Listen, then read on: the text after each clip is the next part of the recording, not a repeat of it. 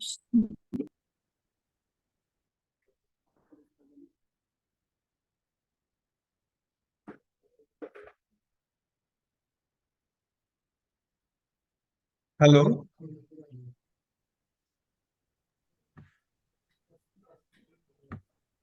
Hello,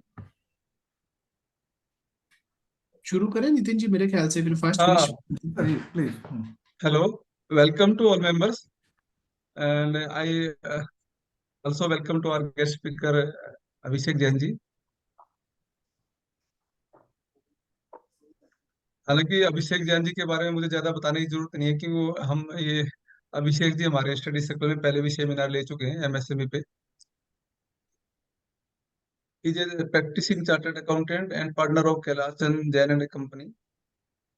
he has delivered number of seminar on direct tax law matters like faceless assessment, ITR, tax audit, report taxation of securities, various matter related to TDS, and accounting and taxation for derivative, cryptocurrency, legal aspect and taxation, change covered by finance acts. He has also delivered number of sessions on MSME covering various topics like registration, benefit, आत्मनिर्भर Bharat mission, scheme for MSME, MSME policy and regulation, MSME समाधान। He has covered almost all topics of MSME. He has delivered views on national law channel on various aspects of taxation. He has been rendering social services in the welfare of the society while holding various designation like trustee, president, secretary, etc. He has delivered 200 plus sessions on tax matter on various platforms across the country in last 2 years. He has been honored by various government, private, and social organizations for contribution in the field of taxation and for creating general awareness for various aspects of taxation. He has been speaker for prestige bodies like CAG, Engineering Export Promotion Council of India, Federation of Indian Export Organization, Trade Union. Sir शुरू करते हैं मेरे ख्याल से। हाँ, मैंने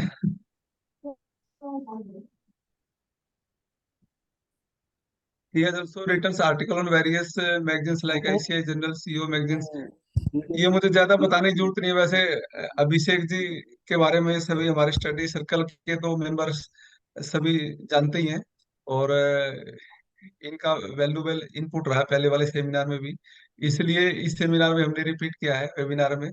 हालांकि बुलाना तो सेमिनार में था लेकिन वो सेमिनार मेन टाइम में प्लान नहीं हो पाया और जनवरी में हम कर चुके थे और आजकल शादियों का भी सीजन है तो मेंबर्स की रिक्वायरमेंट को देखते हुए हमने थोड़ा अर्ली स्टेप लेते हुए ये 53 पे वेबिनार को ही कंडक्ट किया। तो now I will invite to Abhishek Jain ji to deliver his sessions. Welcome welcome Abhishek ji. Thank you, sir.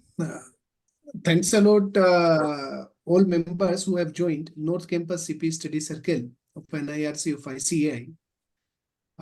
Thank you, Nitin Bansal ji, Mirbaan sir. Those who have really opened the video, Vijay Gupta sir, Manoj Goyal sir, Anil sir, and all the members. Specifically, if I talk about this particular topic, मैं आपको बता दूं, अगर आपके सूरत में कोई relative है, आप एक बार उनसे कंफर्म कीजिएगा। लास्ट पिछले 3-4 दिन से I have receive number of calls. Specifically आप देखेंगे मैंने जो लास्ट वीडियो यूट्यूब पे बनाया, सूरत का स्पेसिफिकली एग्जांपल लिया और रीजन क्या, डिमांड इतनी थी और वहां पे पिछले 3-4 दिन से काम रुका हुआ है, पेमेंट रिलीज नहीं हो रहा है, माल डिस्पैच नहीं हो रहा because of this particular section. आप समझ सकते हैं ये सेक्शन कितना इंपॉर्टेंट है। अभी मैंने दिसंबर जनवरी में तकरीबन 4-5 सेशंस लिए, इवन 6 सेशन, जिनपे स्पेसिफिकली ये टॉपिक रखा गया और इसकी क्रूशियलिटी को देखते हुए मैंने सभी मेंबर्स को भी ये रिक्वेस्ट किया कि आप पहले तो अपने जितने भी क्लाइंट्स हैं, मैं रिक्वेस्ट करता हूं जिन्होंने भी ओपन है ऑडियो, प्लीज म्यूट से, otherwise request admin to please mute all. मैं अगेन अनम्यूट कर लूंगा, क्योंकि म्यूट ऑल करने का ऑप्शन रहेगा वहां पे, ताकि एक बार दिक्कत ना हो।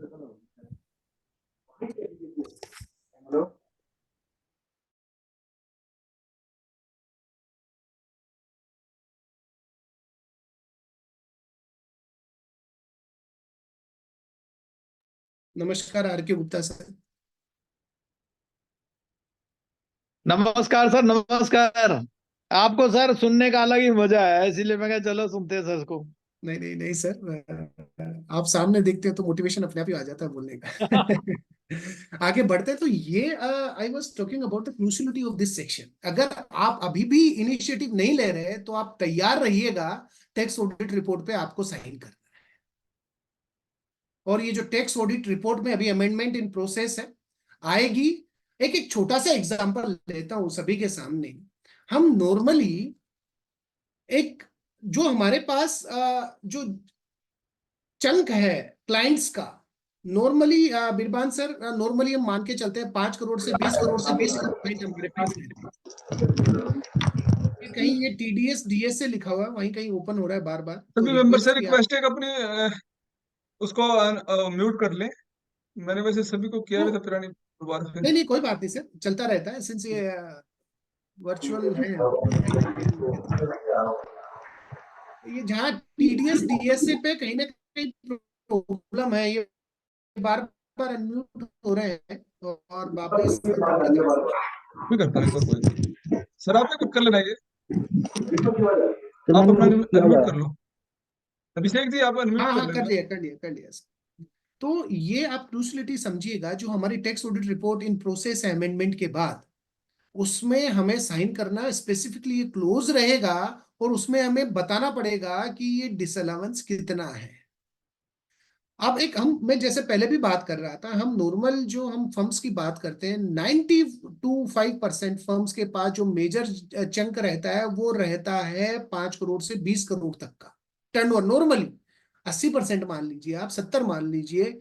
अब अगर आप उन 15 करोड़ वाले टर्नओवर के क्लाइंट को अगर आप ये कहते हैं कि साहब आपके 60 लाख एमएसएमई को पेमेंट बाकी है, माइक्रो स्मॉल इंटरप्राइजेस को, जो आपको करना था, आपका मार्च में आउटस्टैंडिंग और 45 दिन नहीं है, तो वो 60 लाख आप समझ रहे हैं, 18 लाख टैक्स विजय सर, और उस पे इंटरेस्ट। उसने कभी अपनी जिंदगी में इतना टैक्स नहीं दिया हुआ है। आपने डिसअलाउंस नहीं किया तो मुसीबत, कर दिया तो मुसीबत। ये इसलिए अभी भी हमारा जनवरी एंड है, फरवरी मार्च है, आप मान के चलिए, क्योंकि 15 फरवरी के बाद का जो परचेज है वो तो फिर खत्म ही हो जाएगा। अभी भी आप या तो राइटअप बनाइए, मार्केट में बहुत सारे राइटअप हैं, आप कहेंगे तो एक राइटअप रहेगा, मैं आपको भेज सकता हूँ। आप चाहे वीडियो किसी के भी हो, आपके वीडियो कम से कम क्लाइंटों को जो आपने ब्रॉडकास्ट लिस्ट दे रखिए, ताकि बाद में ये परेशानी ना रहे कि भैया हुआ क्या ये। क्योंकि गवर्नमेंट इस सेक्शन का इम्प्लीकेशन, मैंने हर एक सेशन में बोला है, इस सेक्शन का इम्प्लीकेशन इतना खतरनाक होने वाला है। अगर एमएसएमई, अश्वनी जी, आप कार ड्राइव कर रहे हैं तो प्लीज टेक केयर ऑफ, कहीं कोई दिक्कत ना हो। तो आप अगर इसमें डिसअलाउंस कर रहे हैं तो दिक्कत है। इतना ज्यादा प्रॉब्लम है इस पर्टिकुलर सेक्शन में कि आपने टाइम पे एक्शन नहीं लिया और डिसअलाउंस हुआ, तो जो एमएसएमई की चेन जो ब्रेक होगी, वो एक के बाद एक। अब आपने 18 लाख पेमेंट किए, तो मैंने बताया कि 50-60 लाख का बाकी था, लोगों के करोड़ 2 करोड़ तो बाकी निकल ही आते हैं 20-25-30 करोड़ में। अब अगर आप उनको बोलोगे 25-50 लाख का टैक्स भरना है, तो वो आगे वाले को पेमेंट नहीं करेगा। आगे वाले को पेमेंट, ये मैं हकीकत बता रहा हूं, ये मेरा कम्युनिकेशन है पिछले 5 दिनों में, lot of communication that I है। बोला सर मेरे को क्या करना, मैं पेमेंट नहीं करूंगा, मैं टैक्स कैसे भरूंगा। वो सीधा ये कहता क्लाइंट, में क्यों टैक्स भरूं, मेरे को सामने वाला पेमेंट नहीं दे रहा तो मैं क्यों करूं।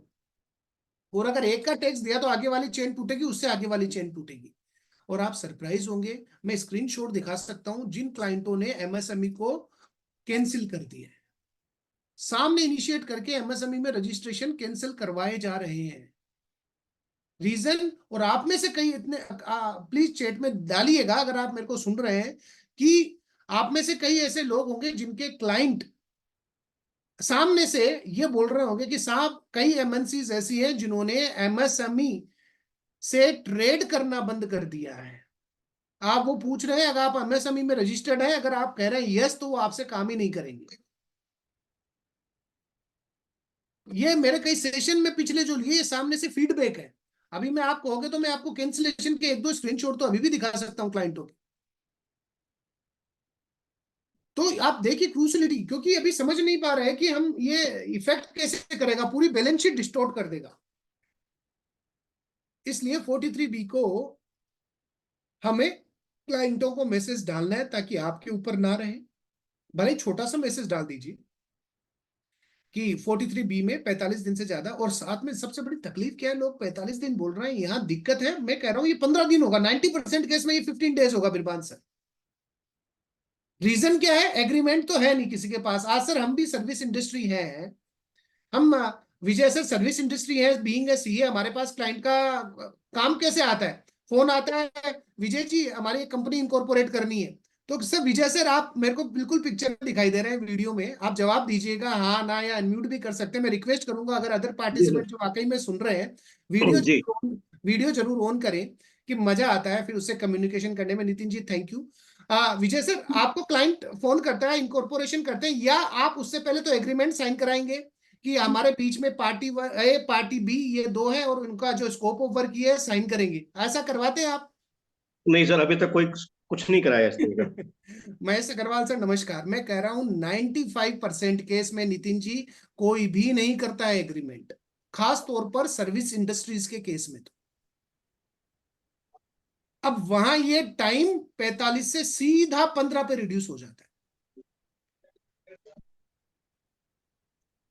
तो ये समझने वाली बात ये है कि ये 45 दिन नहीं है, 15 दिन ही है बाय डिफॉल्ट। अब बात ये है कि एग्रीमेंट, अब देखो मैं अपन वर्चुअल है और नितिन जी ने रिकॉर्डिंग भी ऑन कर रखी है, तो मैं ज्यादा इसमें कुछ आ नहीं सकता क्या करना चाहिए क्या नहीं करना चाहिए, बट स्टिल। मैंने अभिषेक जी बता सकते हो आप, ये तो हम अपने उसके लिए कोई खास वो बात नहीं है। और मैं सेशन में तो बीरबान जी थोड़ी देर के लिए रिकॉर्डिंग ऑफ कर दो ना जी, नहीं, वो 10-5 फिर हम मिनट के लिए। बाद में सेशन बाद में करते हैं, क्वेश्चन आंसर में नहीं करते नहीं, हैं अभी उसको हम अभिषेक जी कट कर दें, कोई ऐसे मैटर नहीं है इसमें। अरे विद्वान सर कट कोई नहीं करता, आगे नहीं चलते नहीं हैं नहीं, बात करते प्लानिंग का तो पार्ट है ना, प्लानिंग तो बता ही सकते हैं। हैं। आप प्लानिंग पे बिल्कुल बिल्कुल, प्लानिंग बता सकते हैं, उसमें कोई बुराई प्लानिंग पे नहीं। आते हैं। तो हाँ अभी क्या है कि प्रॉब्लम यही है हमारे सबके साथ, अब क्लाइंटों को समझाना अपने आप में एक तो नॉन रेम्यूनरेटिव काम है। तकलीफ हमारे ऊपर आने वाली है क्योंकि साइन हम करने वाले हैं विजय सर, और अगर हमने डिसअलाउस कर दिया तो मान के चलिए वो बोलेगा साहब 15 लाख तो है ही नहीं मेरे पास, आप कर रहे हो तो ठीक है, नहीं दूसरा करेगा। हकीकत बता रहा हूं मैं। सो दूसरा कौन है वो? अरे सर वही है। अब वो अब फिर आप रिकॉर्डिंग चालू है सर, आप मेरे को बुलाओगे बार बार दूसरा चलिए दूसरा। कोई अभिषेक जी को कट करते हैं, कोई मैटर नहीं है इसमें, तो हमारे पास बात ही ये वीडियो तो है सर, एक्चुअली क्या अपन सब एक ही फर्टर्निटी के हैं। हम्म। का मतलब देखो होगा क्या, आप अब वो देखो, आज आप ये मेरे से लिखवा लो, आप नहीं करोगे विजय सर तो नितिन जी कर देंगे, नितिन जी नहीं करेंगे तो बिरबान सर कर देंगे, नहीं तो अभिषेक करेगा। कोई तो कोई करवाएगा, काम रुकेगा नहीं उसका। जी आप यहां बैठ के कर दो दिल्ली एनसीआर में, नहीं तो मुंबई वाला तैयार है वो कर देगा। आजकल कहीं कहीं जाने की जरूरत नहीं है। तो तकलीफ यही है सबसे बड़ी। और अभी खाली हम बचे इसलिए हुए हैं, हकीकत बता रहा हूं नीतीश जी, कि अभी ये हमारे पास वर्चुअल महेश सर, अभी हमारे पास फैसिलिटी नहीं है जिससे हम आइडेंटिफाइड कर सकें कि कौन कौन एमएसएमई में पेन नंबर डाल के। जिस दिन ये हो गया उस दिन मान के चलो कोई ऑप्शन आपके पास नहीं रहेगा। सर आईटीओ चेक कर सकता है क्या ये बात? नहीं आईटीओ को तो मैं बताऊं, कई चीजें तो आप ही बताते हैं, हम ही बताते हैं, उसको तो कुछ ज्यादा मालूम नहीं, रहेगा ही। एमएसएमई का स्टेटस चेक कर सकता है क्या ये? सर महेश सर मैं तो आता हूँ अभी इस पे एडवांस, आप 6 महीने साल भर रुक जाइए, सबके लिए ऑन कर देंगे। एक बात बताओ अभिषेक जी, क्या एग्रीमेंट या रिटर्न एग्रीमेंट कंपलसरी रहेंगे इसमें? रिटर्न देखो लिखा सर, हुआ है क्या, रिटर्न? देखो सर क्या है ना, ओरल की तो वैसे भी आप प्रूफ ही नहीं कर सकते कि ओरल एग्रीमेंट हुआ था। हम्म। अगर मांग लिया जाए कि ओरल था 15 दिन था, क्योंकि ये इतना डीपली ये प्रोविजन एमएसएमई एक्ट में पढ़ोगे, पहली बात तो इसको जैसे देखो, अब मैं एक क्वेश्चन देखो आपसे लेता हूँ। आपके पास हम क्लाइंट हैं, हम ही क्लाइंट हैं। अब मान के चलिए, अब सामने वाले को हमने सर्विस दी, एक और क्वेश्चन करता हूं, अभी मैं सेक्शन तो बाद पे आऊंगा। पहली बात तो मैं आप सबको बता दूं, ये 45 दिन और 15 दिन चैट बॉक्स खुला है, ये कहां से काउंट करना है? जिस दिन हाँ bill Nitish ji head office. बताइए। आवाज आ रही है मेरी? हाँ बिल्कुल date of receipt of goods हो गए ना। Sir basically it's depend on कि एग्रीमेंट इन राइटिंग है या नहीं है। अगर एग्रीमेंट इन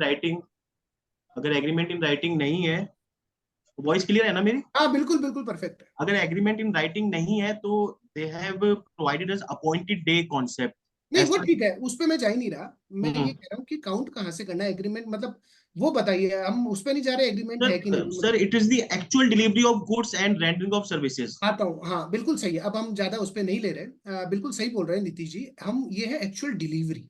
मैंने अभी पिछले जो 6-7 सेशन बता रहा हूँ जो फिजिकली थे मेरे ईस्ट पे और नोएडा NIR CIRC में, शादरा स्टडी सर्कल में, मोस्टली 80% आंसर ये था कि डेट ऑफ इनवॉइस से लेना है। अगर ये डेट ऑफ इनवॉइस से होता तो सर आप मान के चलिए इस सेक्शन का हमें कोई डर ही नहीं था। सामने वाला बोलता साहब इनवॉइस बनाओ ही मत। अब ये डेट ऑफ सर्विस से, अब सर तकलीफ ये आती है, बीइंग ए चार्टर्ड अकाउंटेंट, मेरे को ऑडिट रिपोर्ट में देखो सर इसकी पेकुलरिटी समझना। बीइंग ए चार्टर्ड अकाउंटेंट, अब साहब मेरे को प्रोविजन करना है, मेरे को डिसअलाउड करना है, वो 45 दिन हुए कि नहीं हुए, तो मेरे को पहले ये पता करना पड़ेगा डेट ऑफ सर्विस कब थी। अब कैसे पता करोगे?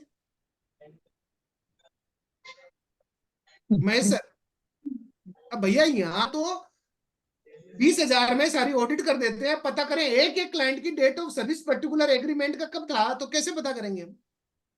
डेट ऑफ साइनिंग बहुत मुश्किल है। नेक्स्ट डेट ऑफ इम्पॉसिबल है साइनिंग साहब। आप ये प्रोविजन देखिएगा, इसकी क्रूशलिटी समझिएगा कि सब पता कैसे करेंगे। सर डेट ऑफ साइनिंग और रिपोर्ट नहीं बनेगा।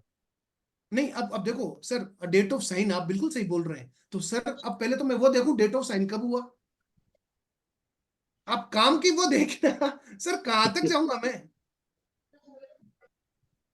MS देखो मैं बताऊं अभी लोगों को इतना ज्यादा टेंशन क्यों है। सर देखो ऐसा नहीं है कि ये प्रोविजन पहली बार आया है, मैं आपको बता दूं कंपनीज एक्ट में तो MSME 1 हम भर रहे हैं, और ऑलरेडी हमारा इंटरेस्ट का प्रोविजन हमें बनाना था। प्रॉब्लम क्या हुई, ये दिक्कत ये इसलिए आई कि यहाँ साहब अब डिसअलाउंस हो गया और उस पर टैक्स लग रहा है, तब लोगों को पता लग रहा है यार वाकई में ये सेक्शन भी क्या था। नहीं अदरवाइज अभी भी टेंशन नहीं लेते, ये प्रोविजन पहले से ही था। MSME एक्ट 2006 बना, तब से ये सही प्रोविजन है, उससे पहले भी जो पहले जो थे इंडस्ट्रियल डेवलपमेंट एक्ट वगैरह जो भी थे, सब जगह ऐसा है। तो साहब ये बहुत मुश्किल काम है, इन्होंने बना दिया, गाइडलाइंस SOP कुछ नहीं है, बट प्रॉब्लम बहुत है। एक और आता हूं आपके पास, अब साहब आप कल ही क्वेश्चन है मेरे पास एक और CP स्टडी सर्किल से, उनके कन्वेनर का, कि सब एक चीज बताओ मेरे को। अभी आप MSMED में जो सर्टिफिकेट निकल रहा है वो निकल रहा है मार्च 22 के एंडेड डेटा के बेस पे, नीतीश भाई गुप्ता सर, और उसमें लिखा हुआ है माइक्रो, क्योंकि उस समय उसने उसने बिजनेस शुरू किया था सर। मार्च 22 में 21-22 में बिजनेस शुरू किया विजय सर, और उस समय उसका जो सर्टिफिकेट जनरेट हुआ वो जनरेट हुआ माइक्रो का। क्यों? क्योंकि वो कुछ इन्वेस्टमेंट टर्नओवर कुछ था नहीं। अब 23-24 के अंदर वो 100 करोड़ की टर्नओवर क्रॉस कर चुका है। अब तो साहब नेक्स्ट ईयर अपडेट होगा। है, सर्टिफिकेट तो नेक्स्ट ईयर अपडेट होगा ना वो। हाँ अब तकलीफ क्या है, वहां अब सर्टिफिकेट दिया जा रहा है उनके, उनको उनको तो आ रहा है माइक्रो। अब वो बोल रहा साहब मैं तो मीडियम में, अगर मीडियम पे ये प्रोविजन अप्लीकेबल नहीं है। बिल्कुल नहीं है सर। अब इसका सॉल्यूशन क्या? अब बोला, फिर मैंने उनको बताया कि साहब आप एक काम करो, खुद की तरफ से रीजन क्या, लोगों को सामने से मना रहा है कि साहब हम आपसे काम नहीं करेंगे क्योंकि आप तो माइक्रो स्मॉल हो, या तो रजिस्ट्रेशन कैंसिल करा के दो या लिख के दो। मतलब ये सामने से, ये आप सूरत में अगर आपके कोई नोन है, एक बार अगर कोई टेक्सटाइल में फोन करके जरूर पूछेगा वहां पे क्या बवाल मचा हुआ। Sir hello Abhishek ji, registration cancel हो रहा है MSME का? हो जाता है? हाँ और सरेंडर हो रहा है। सरेंडर हो जाता है? मेरे पास में स्क्रीनशॉट है सर, दिखाता हूँ आपको, क्लाइंट ने भेजे। नहीं नहीं, आज रिक्वायरमेंट आई ना हमारे पास भी कि इसको कैंसिल करना है, इसको सरेंडर करना है, तो तो हमने आप MSME की बेनिफिट तो भूल जाइए, हमने लास्ट टाइम बेनिफिट की बात कर रहे थे, रजिस्ट्रेशन लेने की बात कर रहे थे, आज हम बात कर रहे हैं कि कैंसिल कैसे करें। जब 43B के तो इतना इम्पोज नहीं था ना, अब 43B के चक्कर में कर रहे हैं। तो आप देखिए सर, मतलब दोनों दोनों छोर हो गए। कहाँ एमएसएमई के बेनिफिट हम गिनाते रहे थे, अब एमएसएमई होना ही अपने आप में तकलीफदायक है। राइट। तो ये सेक्शन इसलिए खतरनाक हुआ क्योंकि ना इस पे क्लैरिटी है। मैंने ट्विटर पे लिखे कई आज भी लिखने वाला हूँ 2-3 क्वेश्चन कि सर आप बताएं तो सही। अभी तक ये भी कंफ्यूजन है, एमएसएमई रजिस्टर्ड सर्टिफिकेट होगा तब माना जाएगा कि अदरवाइज उस पे भी डिसअलाउंस करना, रजिस्ट्रेशन ना हो तो भी। बात करूंगा उस पे भी अभी, और आगे चलता हूँ। गवर्नमेंट की तरफ से कोई क्लियर, हाँ एक अभी अब हमारा सर्कुलर नंबर 1/2024 आया है। अभी मेरे ख्याल से वो आया है 2-3 दिन पहले ही आया है या कुछ अभी आया हुआ है। उसमें जो फाइनेंस एक्ट 2023 में जो चेंजेस हुए, सब पे एक्सप्लेनेशन दी गई है। मैं शेयर भी कर दूंगा, नितिन जी को शेयर मैं करता हूँ। नितिन जी जी मतलब सर, मैं स्टडी में शेयर कर देंगे ताकि। पर उसमें भी सर इन्होंने कुछ नहीं लिखा, केवल सिंपल सी लैंग्वेज लिखी हुई है कि ये 43B एमएसएमई पे माइक्रो पेमेंट करने के लिए 15 एमएसएमईडी एक्ट 15 सेक्शन 15 के अकॉर्डिंग करना है। उसमें भी क्लेरिफिकेशन नहीं दिया। तो यही दिक्कत है कि हम बड़े कंफ्यूज हैं। अब तो मैं सीधा आपके पास थोड़ा सा वन बाय वन हम चलते हैं। शेयर करता हूं मैं स्लाइड, और उसी पे क्वेश्चन भी मैं ही करूंगा, आंसर भी मैं ही दूंगा, क्योंकि कई क्वेश्चन है इस पे जो मेरे यूट्यूब वीडियो पे पूछे गए हैं, उनको भी मैंने कंपाइल किया है। अभी 2 दिन पहले ही मैंने एक आधे घंटे का पूरा इन्हीं सब पूरा करता हुआ पूरा वो डाला, उस पर भी कई क्वेश्चन पूछे गए, उससे पहले भी पूछे, सबको कंपाइल किया है मैंने यहाँ पे क्वेश्चन को, और आगे आपके साथ शेयर कर।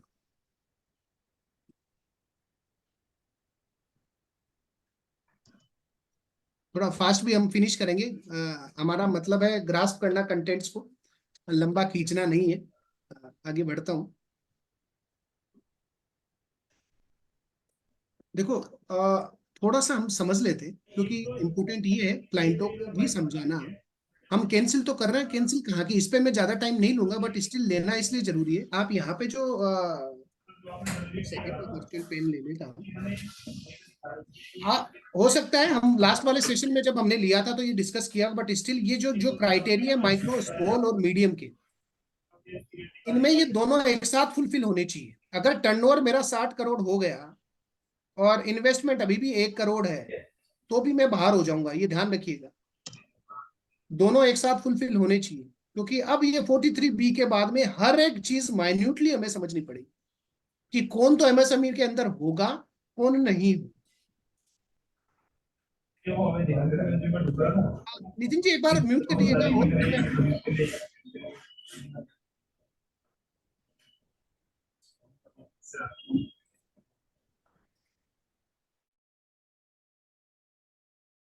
Right, thank you.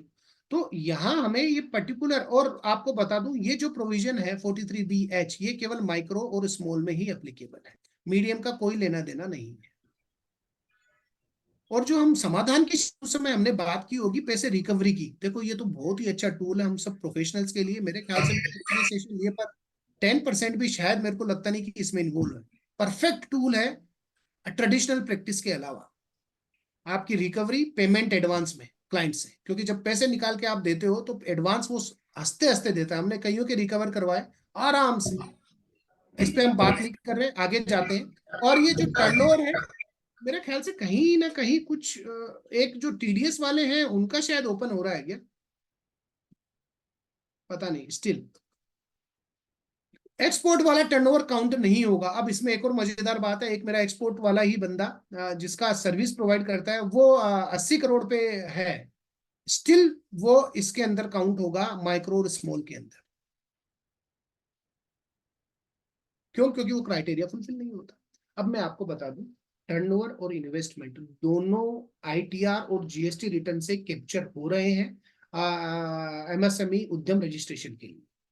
अभी 2022 मार्च एंडेड डाटा है, वो फेच हो रहा है। और जो आपका प्लांट एंड मशीनरी का डेप्रिसिएशन चार्ट है, डेप्रिसिएटेड वैल्यू यानी कि डब्ल्यूडीवी एंड, पहले तो ये ग्रोस वैल्यू पे किया जाता था 2020 से पहले, अब ये नेट वैल्यू यानी नेट डब्ल्यूडीवी जो हमारी एंड है, उस पे काउंट होगा आपका इन्वेस्टमेंट कितना है। क्योंकि मैं फिर कह रहा हूं, अब ये एक एक चीज माइन्यूटली देखने की जरूरत होगी कि किस पे अप्लीकेबल होगा किस पे नहीं होगा।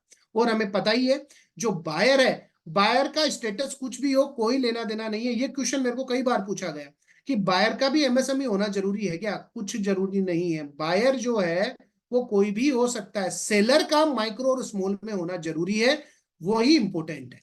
और यहाँ पे दो चीजें दी गई, मैन्युफैक्चरिंग और सर्विस। और वो सेलर भी जो होगा, वो सेलर केवल इन दो कैटेगरी में हो तो ही माना जाएगा। कई लोगों ने, चाहे वो ट्रेडर है, उसने भी एमएसएमई में रजिस्ट्रेशन ले रखा है, पर वो ट्रेडर नहीं आएगा। मैं फिर आपको बता दूं, इस कैटेगरी आता हूं, वो प्राइमरी लेंडिंग के लिए कुछ ऑफिस मेमोरेंडम ओपन करूंगा तभी डिस्कस करेंगे। अभी अभी हम मान के चलते हैं ट्रेडर इस कैटेगरी में नहीं आता है, नीतीश भाई। तो ये हमारा पहले क्लियरिटी है।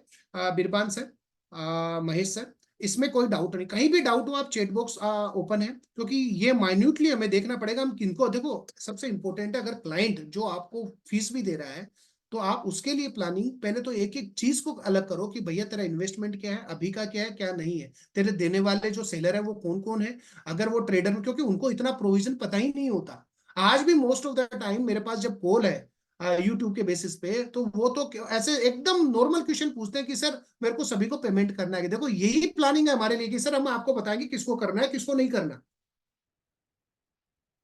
और बड़ी बड़ी कंपनी तो स्पेसिफिकली इस पे एडवाइस ले रही है। मैं आपको बता दूं, मेरे पास मेल भी है दो कंपनी से कि हमें पर्टिकुलरली इस पे क्लेरिफिकेशन चाहिए और एडवाइस चाहिए कि हम कैसे बना सकते हैं। तो आप क्यों ना, अगर आपको जो पेमेंट देना कि सर हम आपके लिए करते हैं, तो उनमें हमको इन्हीं के बेसिस पे छांटने पड़ेंगे सारे के सारे। आगे बढ़ते हैं। और नेक्स्ट विनोद कटारिया सर, नमस्कार। आगे लेता हूं। ये टर्नओवर का जो क्राइटेरिया ये चेंज हो गया था वापस, मेरे ख्याल से 10 दिन के अंदर ही चेंज किया था। मीडियम मीडियम से हमें कोई लेना देना नहीं है। अब देखो एक और इम्पोर्टेंट सबसे बात आती है, खास तौर पे जो टेक्सटाइल इंडस्ट्री है उसमें बहुत ज्यादा क्वेरीज हुई कि साहब ये मैन्युफैक्चरिंग का है कौन। हम जो वर्क पे बेचते हैं और काम करवाते हैं, तो क्या हम मैन्युफैक्चरिंग में आ गए क्या। मैं आपको बता दूं, मैन्युफैक्चरिंग की डेफिनेशन, मैंने जो हमारा डेफिनेशन यानी उसके क्लेरिफिकेशन में हमारा जो डिस्ट्रिक्ट का जो साइट है एमएसएमई वाला, तो वो उस पर क्लेरिफिकेशन दे रखा है, वही आपके सामने। नीतीश जी पूछे sir can we do that directly take from vendor certification that they are micro small. हाँ बिल्कुल, मैं आता हूँ। देखो ये क्वेश्चन पूछा तो उसका आंसर कर ही देता हूँ। नॉर्मली क्या है, हमें देखो हम बीइंग अ प्रोफेशनल, पहली बात आते हैं, उससे भी पहले आता हूँ क्लाइंट, प्रोफेशनल पे बात पे आता हूँ। देखो जो क्लाइंट है वो, हम अपन उसके जो क्या बोलते हैं सेलर है, वो उसको बताएंगे कि साहब वो कौन सी कैटेगरी में है, और साथ में रजिस्ट्रेशन होना जरूरी है। मैं फिर कहता हूं, कई लोगों की क्वेरी थी, जयपुर से भी फोन थे कि साहब रजिस्ट्रेशन, मेरा व्यू है, मैं फिर कह रहा हूं यहाँ पे, मेरा व्यू ये है कि अनटिल अनलेस आप एमएसएमई में रजिस्टर्ड नहीं हो तो आप पहली बात आ ही नहीं सकते उसमें। और रजिस्टर्ड का मतलब आपको रजिस्ट्रेशन लेना रहेगा। पहले केस था, उसके बाद 2022 में शिल्पी इंडस्ट्रीज का केस आया, उसमें भी ये कहा गया कि रजिस्ट्रेशन जरूरी है, तो रजिस्ट्रेशन जरूरी है, राइट। अब क्लाइंट क्या करेगा, सबको मेल डालेगा और आप मेल जो उसके पास आएगी उसके बेसिस पे हमें बताएगा कि किसका उसको प्रोविजन करना है, कौन सा डिसअलाउंस है। क्योंकि देखो एक तो डिसअलाउंस की बात रही, सबसे इंपॉर्टेंट दूसरी एक और चीज है, वहां पे इंटरेस्ट का प्रोविजन भी तो करना है। और आज ही क्वेश्चन था यूट्यूब चैनल पे कि सर कि अगर वो मेरा वेंडर मांगता नहीं है तो भी क्या मेरे को पेमेंट करना है क्या, उसको तो पता ही नहीं है। तो साहब एमएसएमई एक्ट सेक्शन 15 में लिखा है लाइबल टू पे, जो 3 वर्ड यूज है वो ये है, लाइबल टू पे। अब आप समझ जाइए। और ये एक्ट है ना किसी की नहीं सुनता। सेक्शन 15 से 22 तक, 21 या 22 तक ऐसे सेक्शन है इंडिया में, कोई भी लॉ लिखा हुआ हो उसका ओवरराइड करता है एमएसएमई एक्ट, चाहे कहीं पे भी कुछ लिखा हो। तो ये एक इंपॉर्टेंट चीज है जो हमें ध्यान रखनी है।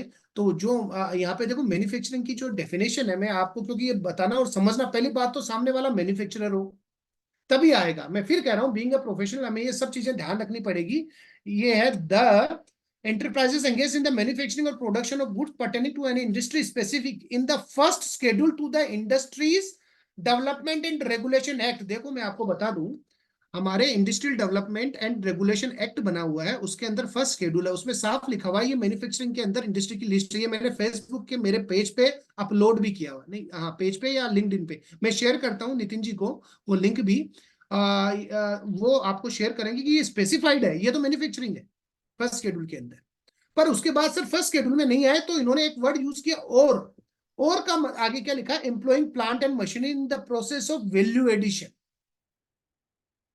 टू द, जो कैरेक्टर है प्रोडक्ट का और यूज में उसका वैल्यू एडिशन हो, और जो फाइनल प्रोडक्ट हो डिस्टिंक्ट नेम से डिफाइंड हो, तब जाके वो मैन्युफैक्चरिंग होगा। तो मैन्युफैक्चरिंग हमें देखना पड़ेगा साहब।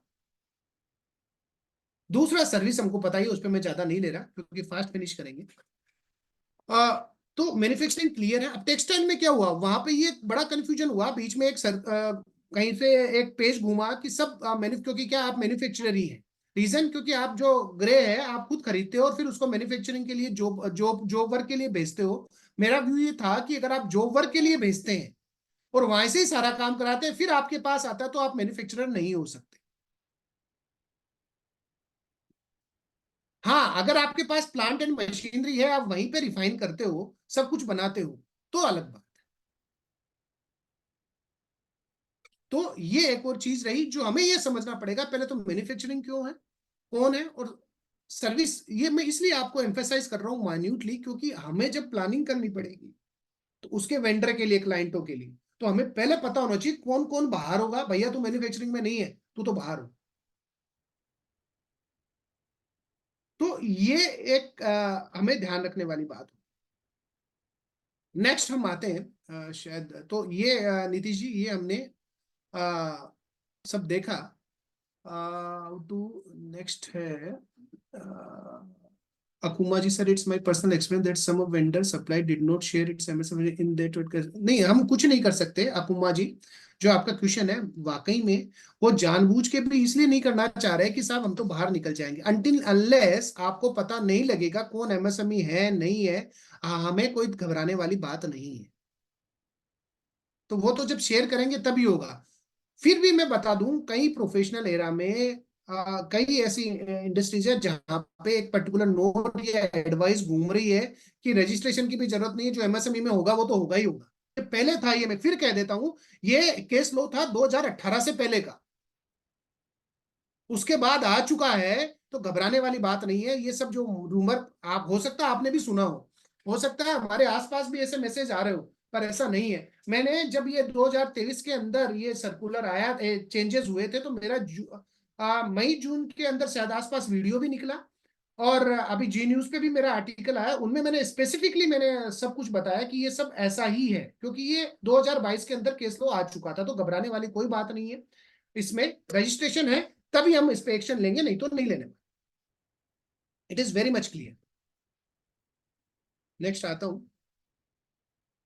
Nitish ji sir, interest payment was already under ambassador but we have not considered such while auditing. बिल्कुल ठीक बात है। देखो इसका मैं आपको फिर कहता हूं, अब बीइंग, हाँ हम प्रोफेशनल की बात कर रहे हैं, देखो प्रोफेशनल हमारी जिम्मेदारी क्या है ये हमें समझना पड़ेगा। हाँ नितिन जी, विजय सर, कि हमें तो पता हवा में तो लगने वाला है नहीं कतई कि भाई ये एमएसएमई है, इसका प्रोविजन ये है और इस पे ये प्रोविजन बनेगा। हमें तो वेंडर जो हमारा क्लाइंट है वो बताएगा सर ये तो लिस्ट रही, ये उसके बकाया, बकाया तो फिर भी हम निकाल सकते हैं कि पेमेंट कितना होगा, पर लिस्ट और साथ में सर्टिफिकेट दे कि साहब ये एमएसएमई में है, तो हम काम कर सकते हैं। बेटर मेरी एडवाइस ये है कि आप अपने क्लाइंटों से कम इस साल तो कम से कम, नीतीश जी हमने जो पीछे कर दिया सो तो गया, इस साल क्योंकि ये डिसअलाउंस वाला केस है, हम मेल लिखवाएं कि साहब there is no MSME as far as we know, कोई हमारे पास नहीं है, तो हम बीइंग अ प्रोफेशनल हम तो सही, कम से कम हमें पता लग ही नहीं सकता साहब। मैं आपको बता दूं जो एमएनसीज जो बिग फोर है नॉर्मली, क्योंकि ऑडिट करते रहते हैं सारा सब, आप भी करते हैं उनके, वो क्या करते हैं, क्लाइंट को बोलते हैं जितने भी वेंडर्स हैं आपके, आप सबको मेल डालो और हमें सीसी करो, या हमें आईडी दो, हम डालते हैं आपको सीसी करते हैं, और फिर उनसे कंफर्मेशन मंगवाते हैं कि भैया सीसी हमें रखना है। तो अब हमारे ऊपर है, हमें कैसे कम से कम एटलीस्ट ये तो हो कि क्लाइंट से हमारे पास एक मेल आए स्टेटिंग कि ये एमएसएमई में रीजन क्या, अब हमारे ऊपर लाइबिलिटी है टैक्स ऑडिट रिपोर्ट की। और इंटरेस्ट की बात आई, वो तो देखो आज से नहीं है, वो तो कभी से इंटरेस्ट का प्रोविजन तो कभी से है। मैं आपको बता दूं, अगर इंटरेस्ट का प्रोविजन किसको करना है ये एक और बता दूं, क्या इंडिविजुअल को भी करना है, यस और नो? देखो इसमें जो लिखा हुआ है वो ये लिखा हुआ है, every SSC whose books of accounts are required to get audited under any law।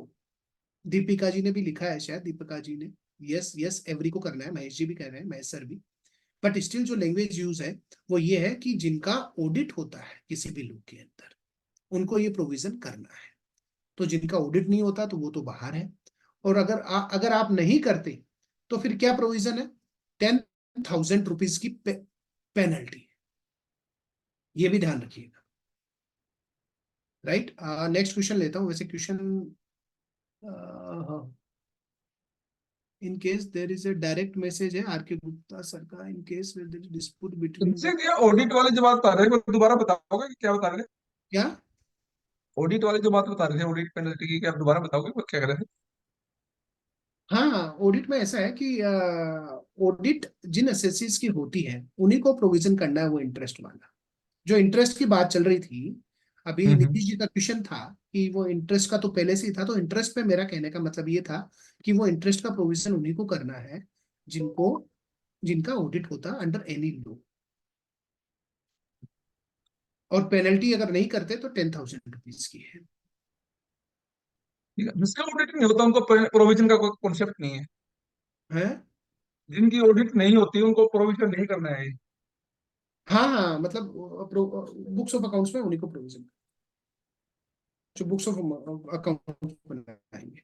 Parties में डिस्प्यूट है, देखो डिस्प्यूट का सर मैं अभी ले रहा हूँ क्योंकि वो एक नेक्स्ट स्लाइड के अंदर ही है। डिस्प्यूट अगर कोई ऑब्जेक्शन आ जाए तो ऑब्जेक्शन रिमूव नहीं होता तब तक वो काउंट नहीं होता, जो 45 दिन है 15 दिन वो वहीं रुक जाते हैं।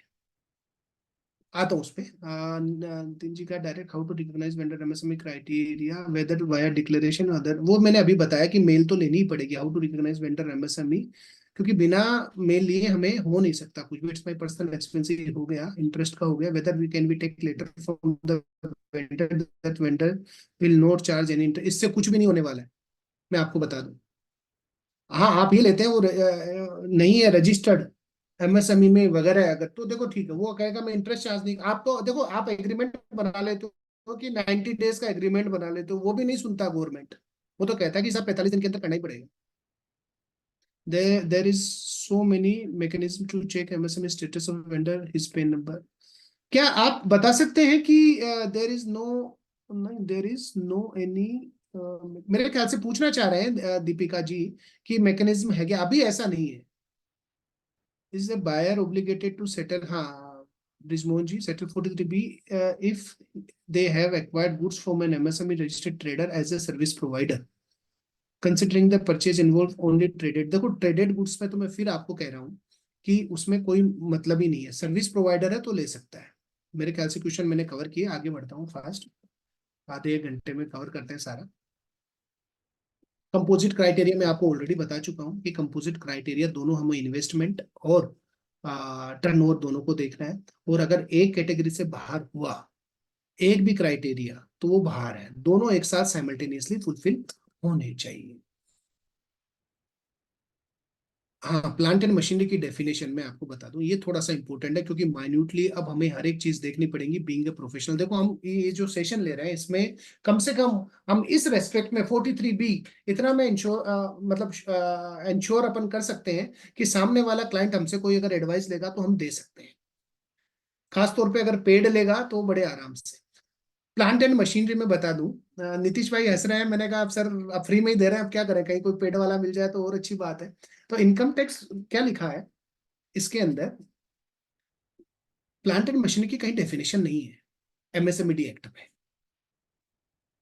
फिर जो क्लेरिफिकेशन आया तो उन्होंने कहा कि जो इनकम टैक्स रूल के अंदर जो असेट्स के, जो हमको पता है जो हमारी 4 टाइप की असेट्स है, जैसे बिल्डिंग, प्लांट एंड मशीनरी, जो उनमें एक प्लांट एंड मशीनरी जो है वो ही हम माने। अब बात आती है, मैंने पहले भी बताया कि जो WDV है, written down value at the end of the year, that will be considered while calculating the investment total amount, right?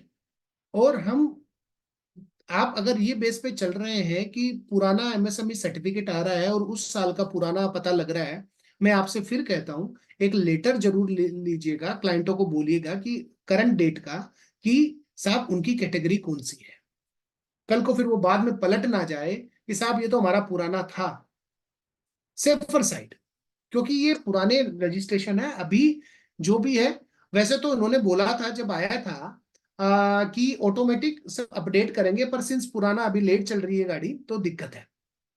In case MSME registered person both provide goods and services 43 attract goods. देखो goods traded के लिए तो नहीं हो सकता sir. Service class में अगर आप ले रहे हो तो सर्विस के लिए हो सकता है, मैं सर ट्रेडेड के लिए तो नहीं हो सकता। खाली जो प्लांट एंड मशीनरी में एक्सक्लूजन जो दिया गया है सेक्शन 7 के अंदर, वो दिया गया है जो हमारी pollution equipment related to pollution वाले हैं, हमारे ये सेफ्टी इक्विपमेंट है, जहां तक मेरे को याद आ रहा है सेफ्टी, जैसे फायर एक्सटिंग्विशर, इन सबको प्लांट एंड मशीनरी में इंक्लूड नहीं करना है, राइट? पोल्यूशन से रिलेटेड, सेफ्टी से रिलेटेड, राइट? पेन बेस है, जितने भी GST है टर्नओवर टोटल GST से कैलकुलेट होता है। अब यहाँ सबसे इंपॉर्टेंट डिस्कशन वाला पॉइंट है, आपके कई आंसर मैं खुद क्वेश्चन करूंगा, खुद ही दूंगा, बाद में भी क्वेश्चन अपन रख सकते हैं, कोशिश करते हैं सबको कवर करने की।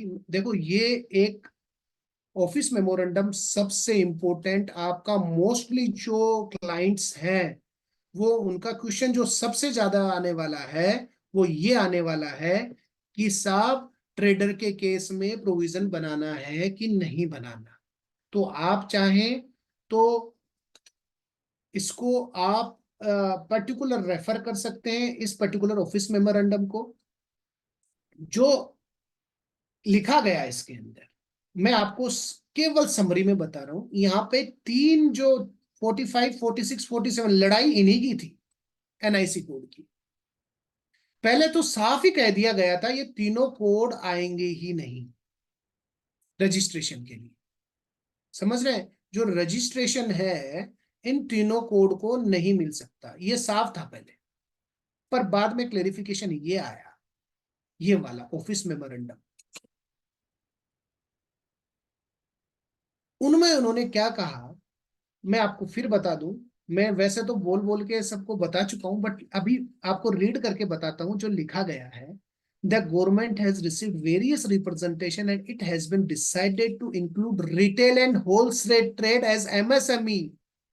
यहां तक ये क्लियर है कि रिटेल और होलसेल को आप MSME इंक्लूड कर लोगे, but and they are allowed to be registered on Udyam registration portal. ठीक है, बट क्या बोला, however benefit to retail and wholesale traded are to be restricted to primary sector lending only।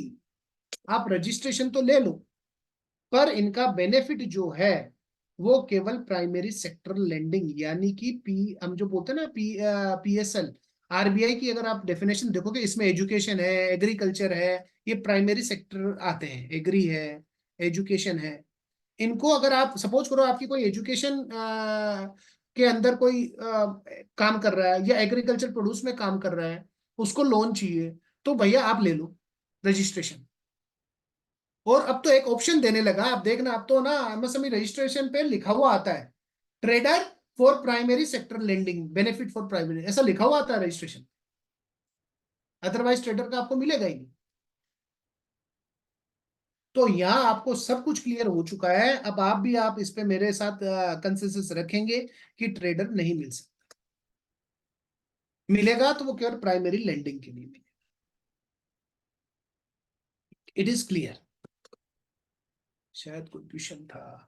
Provision will be applicable on purchaser SSC if he is covered under tax audit only, if he is not covered under tax audit then this provision will not। नहीं, ऐसा नहीं है, tax audit की तो बात ही नहीं कही गई कि टैक्स ऑडिट में कवर है तो 43 भी तो सबके लिए है। हम बात बात पे टैक्स ऑडिट क्यों अपन बोल रहे हैं? हम इसलिए बोल रहे हैं क्योंकि टैक्स ऑडिट में इस ये अब एक पर्टिकुलर टैक्स ऑडिट हमें करनी होती है, हमारे एसएससी है, तो वहां 43BH का आना ही आना है और हमें उस पर क्लेरिफिकेशन देना ही है। तो जहां टैक्स ऑडिट होनी है, करना है, वहां तो फिर दिक्कत ही दिक्कत है, हम कैसे करेंगे? तो उसके लिए हमें क्या प्रिकॉशन लेना है, प्रिकॉशन इन द सेंस हमें क्या चाहिए ताकि हमारी सेफ्टी हो, वो मैं आपको बता चुका हूं। Yes, whether MSME vendor has to book interest as provisional income. अच्छा देखो, ये एक्चुअली क्या है ना, अभी भी एक लिटिगेटिव वाला इशू है कि इनकम करें कि नहीं करें। अब दिक्कत क्या है कि सामने वाला बुक्स में बनाता नहीं है, आप टैक्स दे देते हो। ये एक सब्जेक्ट टू ऐसी चीज है। अभी तक मैं भी केस लो देख रहा था कि इनकम किसी ने एज सच कोई रिकॉग्नाइज करके कोई उस पर केस लो आया हो सुप्रीम कोर्ट का या किसी का, एज सच नहीं है। ये अच्छा क्वेश्चन है। तो इनकम टैक्स इम्प्लीकेशन में वही कह रहा हूं, देखो अगर आप इनकम पे ले रहे हैं प्रोविजनल इनकम, एज सच करके प्रोविजनल इनकम करके कोई ऐसा नहीं होता कि प्रोविजनल इनकम, प्रोविजन जब हम बनते हैं श्योर शर्ट बनते हैं वो, और प्रोविजन हम उन्हीं चीजों का बनाते हैं जो हमें रियलाइज होनी होती है, जैसे कि provisional expenses, provision for electricity, audit provision वगैरह एटसेट्रा। तो ये इस पे पर्टिकुलर बात रही। आगे बढ़ता हूं। अब देखो यहां से हमको समझने वाली बात है कि पहली बात, डिसअलाउंस होगा कब से, क्या कोई ऐसा प्रोविजन भी है जो ये डिसअलाउंस रुक सकता है? ये सब थोड़ी बातें करूंगा एक सीमित दायरे में। यहाँ पे दो चीजें यहाँ पे है, एक एग्रीमेंट बना हुआ है, एक एग्रीमेंट नहीं बना हुआ। मैं खाली जगह देखता हूं, हाँ ये लेता हूं, यहीं पे थोड़ा समझते हैं हम। First, if agreement, Nitin ji आप सामने मेरे वीडियो पे मैं जो लिख रहा हूं दिखाई दे रहा है क्या? ठीक, thank you. If agreement is there, if no agreement, पहली बात एग्रीमेंट है और उसमें अगर 90 डेज का प्रोविजन है तो वो प्रिविलेंट नहीं करेगा, ये बात तो खत्म, हम सब जानते हैं। तो कहां से 45 डेज काउंट होंगे? लिखा हुआ है कि एक्सेप्टेंस और डीम्ड एक्सेप्टेंस। मैं आपको जो लिखा हुआ वो वर्ड आपको सामने लेता हूं कि आपको काउंट कहां से करना है, from the day of acceptance और from the date of deemed acceptance. Day of acceptance का मतलब क्या हुआ? The day of the actual delivery of goods, मतलब डिलीवरी चली जाए, राइट? डीम्ड एक्सेप्टेंस चली गई 15 दिन तक, कुछ बोला नहीं, तो मतलब वो डीम्ड एक्सेप्टेंस, राइट? तो डे ऑफ एक्सेप्टेंस वो हमारा एक तरीके से फ्रॉम डे ऑफ एक्सेप्टेंस।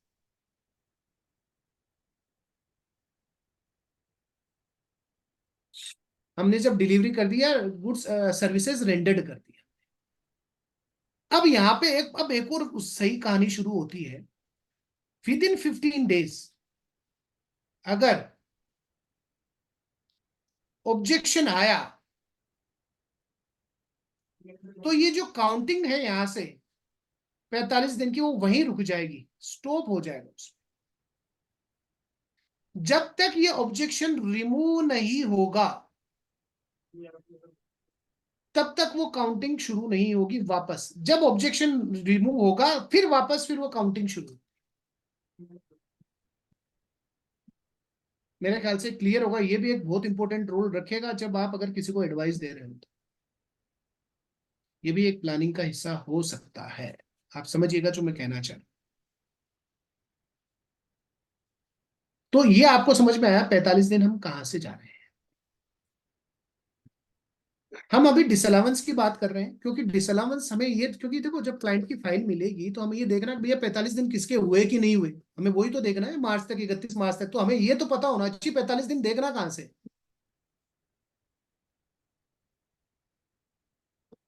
अब आते हैं if no agreement is there, तो डेट ऑफ अपॉइंटेड डे बोलते हैं उसको, अपॉइंटेड, और सिमिलर है अपॉइंटेड डे, सेम ही है। अपॉइंटेड डे का मतलब भी क्या है, means day following immediately after the expiry of the period of 15 days from the day of acceptance. बात वही है, मतलब अब ये 15 दिन हो गए, जहां हम 45 दिन कर रहे थे, ये अब 15 दिन हो गए from the day of same, from the day of acceptance, similar. तो खतरनाक है एग्रीमेंट नहीं बनाना, फिर प्लानिंग का हिस्सा। तो ये चीज हमें पता होनी चाहिए, ताकि हम डिसीजन ले पाए किसका डिसअलाउंस होना है और किसका नहीं होना। ये तो बात थी 43BH, डिसअलाउंस। साथ ही साथ इंटरेस्ट का पोर्शन भी साथ में चलेगा। अगर कोई आप देखो, इसका आता है टैक्स ऑडिट में है कि कितना इंटरेस्ट MSMED एक्ट 2006 के अंदर, क्योंकि अगर आप ये कह देते हो, देखो ये लोग ध्यान नहीं दे रहे, हम डिसअलाउंस की बात कर रहे हैं, अगर आपने किसी का डिसअलाउंस में डाल दिया, आपको 100% उसका इंटरेस्ट का प्रोविजन करना पड़ेगा।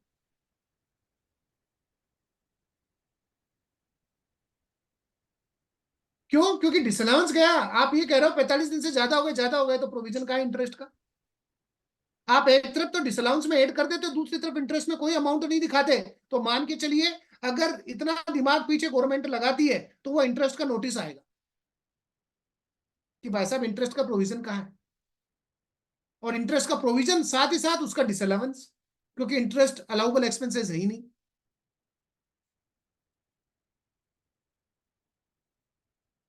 अब उस इंटरेस्ट पे TDS कटेगा कि नहीं कटेगा, ये एक और क्वेश्चन आता है।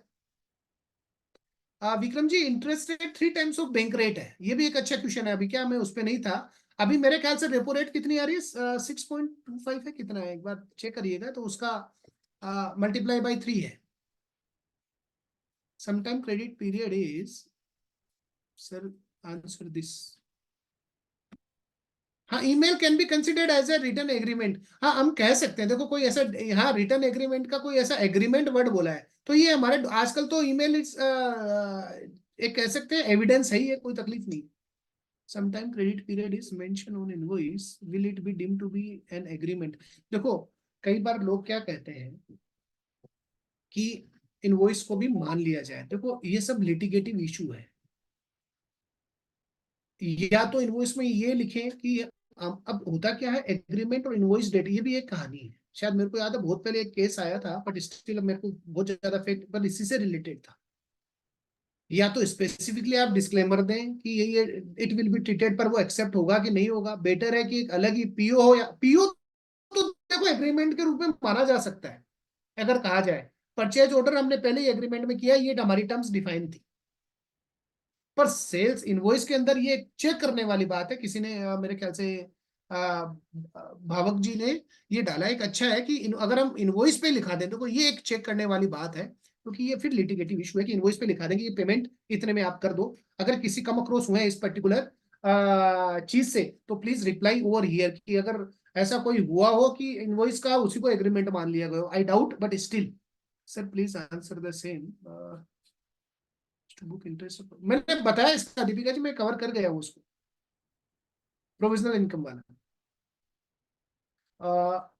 हम कहा थे, हाँ हम बात कर रहे थे इंटरेस्ट पे TDS कटेगा कि नहीं कटेगा।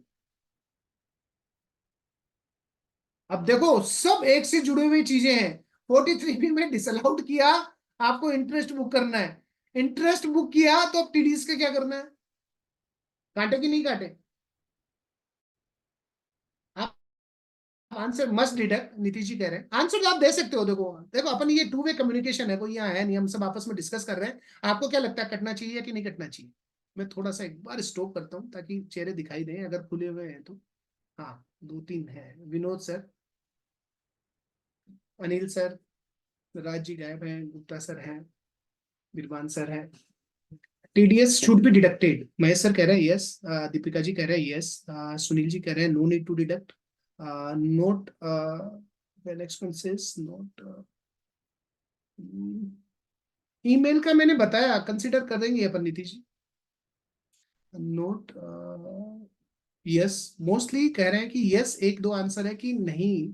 मैं आपको, मेरा व्यू है, देखो अगर गुड्स सप्लाई है अनिल सर, तो नॉर्मली गुड्स पे टीडीएस नहीं कटता, एक्सेप्ट 194 क्यू आ गया है अभी। तो अगर हम गुड्स की बात करें, उससे रिलेटेड अगर हमने इंटरेस्ट का वो प्रोविजन बनाया है, तो टीडीएस नहीं कटेगा। और अगर सर्विस है, देखो सर्विस पे तो है, मेरा व्यू है, ये पहले भी एक दो जगह डिस्कस हो चुके हैं। और सर्विस से रिलेटेड अगर 45 दिन से ऊपर अगर आप प्रोविजन बना रहे हो, उस पर इंटरेस्ट बना रहे हो, तो उस पर टीडीएस काट लीजिए। और अगर आप टीडीएस प्रिकॉशनरी काट ही रहे हैं, तो कोई तकलीफ है भी नहीं। Yes, but nature is interest. Yes, just report them as TDS not deducted. No, no, not required. नहीं ठीक है, ये मैं सब Sumit ji, Purvi change in note to be deducted as this interest is also नहीं नहीं नहीं, डिसअलाउड होना और टीडीएस दोनों अलग चीज है। डिसअलाउड तो होगा ही होगा, as we are already disallowing, then why need to deduct TDS. देखो, अच्छा ये बहुत अच्छा क्वेश्चन है सुनील जी ने, इसका आंसर दीजिए। जब हम ऑलरेडी डिसअलाउड कर गए, तो टीडीएस काटो नहीं काटो, वो तो वैसे भी डिसअलाउड हो गया, क्या कोई आंसर करेगा क्या? बड़ा अच्छा क्वेश्चन है।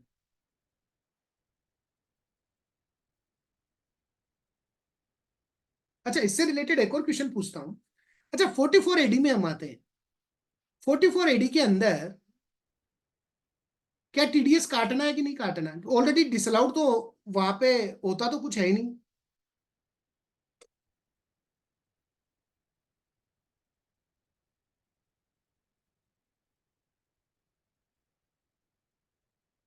Question, so TDS will be required cause it's income of MSME vendor TDS नहीं, वो मैंने बताया टीडीएस वाला तो हो गया, कटेगा किस पे कटेगा नहीं। मेरा क्वेश्चन जो सुनील जी ने पूछा कि जब डिसअलाउंस ऑलरेडी है, तो टीडीएस काटो नहीं काटो क्या फर्क पड़ता है, नहीं काट लेते हैं, डिसअलाउंस तो ऑलरेडी हो चुका है।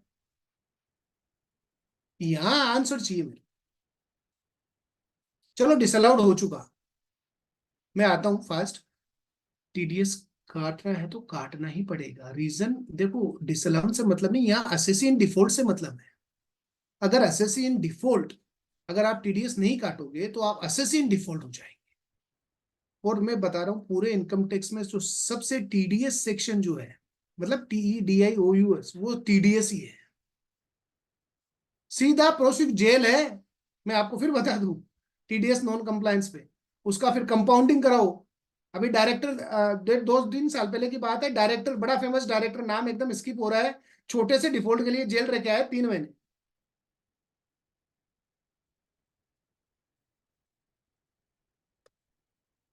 हाँ, आगे चलते हैं।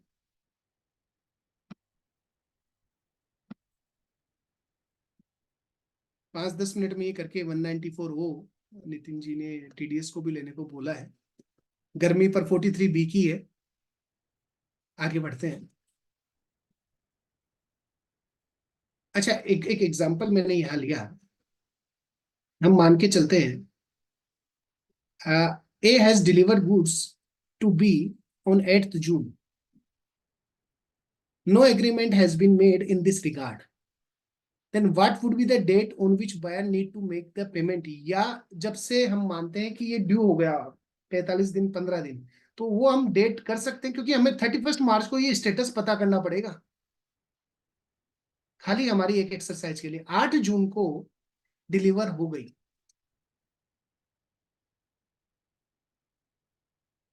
तो देखो 15 दिन प्लस 15 दिन करते हैं तो ये 23rd आता है, तो ये 24th से हो जाना चाहिए, राइट? क्योंकि ये 15 दिन एग्रीमेंट नहीं है। आगे बढ़ते हैं, क्वेश्चंस कई हैं। हाँ, 24 जून बराबर, 15 दिन। नाम नहीं आ रहा, मोबाइल नंबर है किसी ने दिया, रजत गर्ग जी ने 23 जून, हाँ 23 जून को खत्म होता है, 24 जून है ही है। अच्छा, अब ऑब्जेक्शन आ जाए तो ऑब्जेक्शन रुक जाएगा, जब ऑब्जेक्शन हटेगा तो फिर 15 दिन वहां से काउंट करेंगे। अच्छा, ये एक इंटरेस्टिंग चीज है ये वाला। 31 आपको दिखाई दे रहा होगा, 31 मार्च 2024 मैं समझता हूं, नाम देख लेते हैं, चैट बॉक्स में नाम देख लेते हैं। सुमित मोदी जी ने अपने क्लाइंट की बुक्स के अंदर 1 लाख रुपए का ऑडिट फीस का प्रोविजन बना हुआ है। अरे सर, कहाँ देते हैं 1 लाख रुपए? 25, 40, 50 हजार में बहुत है। आप 1 लाख, विजन बड़ा रखना चाहिए साहब। आगे बढ़ते हैं। 1 लाख रुपए का ऑडिट प्रोविजन बनाया। अब आप आंसर दीजिए। ऑडिट कंप्लीट हुई। पहले एक काम करता हूँ, मैं इस सबको हटाता हूँ इस पे से, नहीं तो कंफ्यूजन होगा।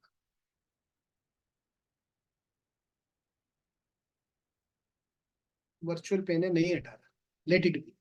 ऑडिट कंप्लीट हुई, शायद दिखाई दे रहा होगा आपको। 30 सितंबर 2024 इनवॉइस नहीं पड़ेगा क्योंकि कॉम्प्लिकेटेड ज्यादा हो जाए। हाँ,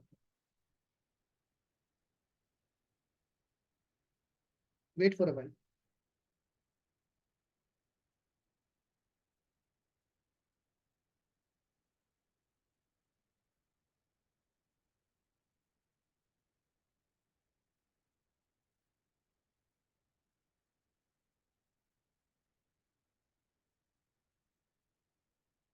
हम्म 31 मार्च 2024 1 लाख रुपए का ऑडिट प्रोविजन। ऑडिट जो कंप्लीट हुई, ऑडिट एंड साइन जो हुआ 30 सितंबर 2024। इनवॉइस जो बना, हमारा जो एक नॉर्मल जो साइकिल होता है, मैं उसी हिसाब से बात कर रहा हूँ। 15 अक्टूबर 2024 जो पेमेंट हुआ इसका, वो हुआ 2 जनवरी 2025 को। उससे पहले, इस क्वेश्चन पे आने से पहले, खाली एक नॉर्मल, अगर with in the year payment है, मैं खाली आपको इतना बता दूं कि सपोज करो हमारा कोई क्लाइंट है या हमने कोई बिल इशू किया, मतलब सर्विस रेंडर की, वैसे तो बात ये की जाए कि वो 3 अक्टूबर 2023 को थी और उसका ये सर्विस रेंडर हुई और उसका पेमेंट 1 लाख रुपए का था मान लीजिए, और उसका पेमेंट हमें 2 फरवरी 2024 को हो गया पेड। तो क्या डिसअलाउंस होना है क्या 23-24 के अंदर? 3 अक्टूबर 2023 सर्विस रेंडर्ड 1 लाख रुपए की, पेमेंट हो गया 2 फरवरी 2024 paid.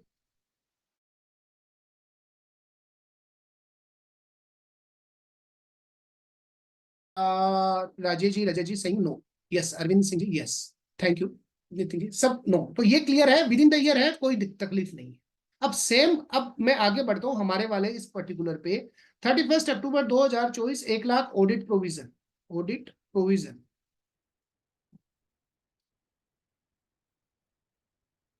Audit and 30 September. Bill बना 15 अक्टूबर, पेमेंट हुआ, डिसअलाउंस होगा क्या? आपको डेट प्रॉपर दिखाई दे रही है नितिन जी? विजिबल है सब proper? Thank you. Rajat ji Singh शायद नो अभी डाला गया उन्होंने, 4:43। हाँ अभी नो, कुछ भी डिसअलाउंस नहीं होगा। और कोई? नो। देखो 45 दिन क्रॉस। अच्छा चलो, अब एक बार इस क्वेश्चन को यही रोकता हूं। मेरे को पता था क्योंकि विद इन द ईयर है। अब अगर इसको 2026 कर दूं तो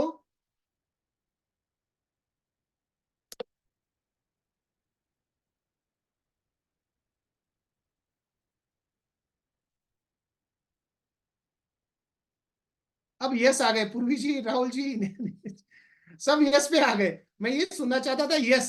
तो अब मेरे को ये बता दो कौन से ईयर में होगा डिसअलाउंस?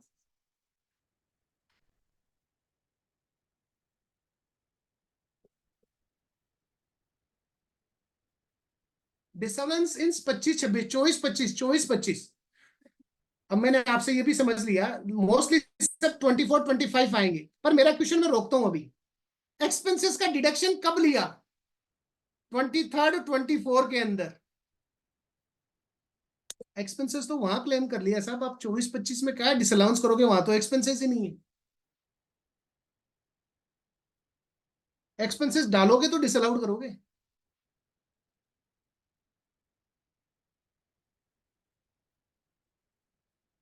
देखो ये एक ग्रे एरिया है। अब यहां आपने 24 25 के अंदर कोई एक्सपेंसेस ही नहीं लिया। Date of service rendered outside in 31st 2024, 31st 3 2024। नहीं, वो सर्विस रेंडर्ड अलग है, पर अब देखो प्रोविजन बेसिस पे हमने एक्सपेंसेस ले लिया नितिन जी, वो ले लिया 23 24 के अंदर। एक्सपेंसेस अपन वहां क्लेम कर चुके हैं, तो कायदे से डिसअलाउंस तो वही होना चाहिए। वहां इसलिए नहीं होगा क्यों? क्योंकि हम ऑलरेडी सर्विस रेंडर, हमारी सर्विस रेंडर तो 24 के अंदर हुई है। तो ये एक थोड़ा सा ग्रे एरिया है, पर स्टिल कोई कॉन्क्रीट आंसर आपको लगे कि है तो प्लीज रिवर्ट मी, मैं मेरा मोबाइल नंबर भी शेयर करूंगा। स्टिल ये एक ऐसा एरिया है। हम आगे बढ़ते हैं, बस क्लोज करते हैं इसको। 43 और 195 क्लोज ही है ये। तो इस पर्टिकुलर 194 ओ आपसे डिस्कस करता हूं मैं। एक स्लाइड पे इसी पे ओपन करूंगा, कहीं पे एक न्यू स्लाइड लेता हूं और 194 ओ क्या कहना चाहता है वो भी आपसे डिस्कस करता हूं। और फिर बाद में क्वेश्चन आंसर 15 मिनट के अंदर 194 ओ भी खत्म करते हैं अपन। और फिर जो कोई क्वेश्चन आंसर रहेंगे हम क्वेश्चन आंसर सेशन ये प्लेन स्टॉप करता हूँ। Wait for a while, wait for a while.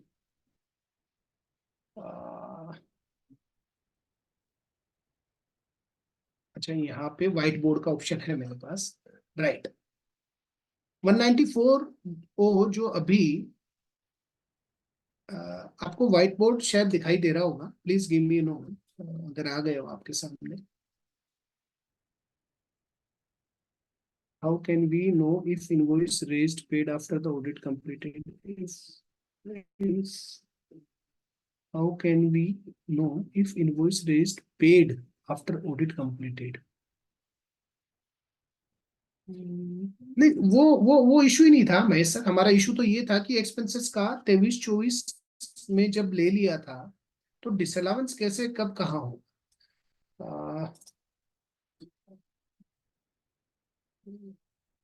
कोशिश कर रहा हूँ, अगर ये वर्क कर रहा है, नहीं तो मैं मेरी पीपीटी, आप अगर आप इस पे कुछ भी करेंगे तो आपका नाम फ्लैश होगा। मेरे ख्याल से बेटर है मैं मेरी पीपीटी ओपन करूँ, नहीं तो दिक्कत रहेगी।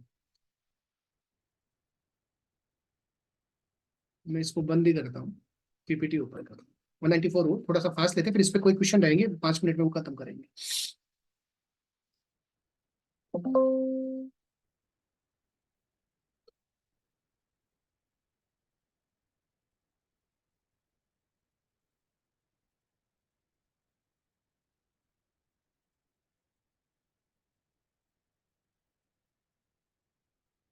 मेरे पास मैं बड़ा आसान एकदम लैंग्वेज पे मेरे पास ये 194 ओ सर्कुलर है।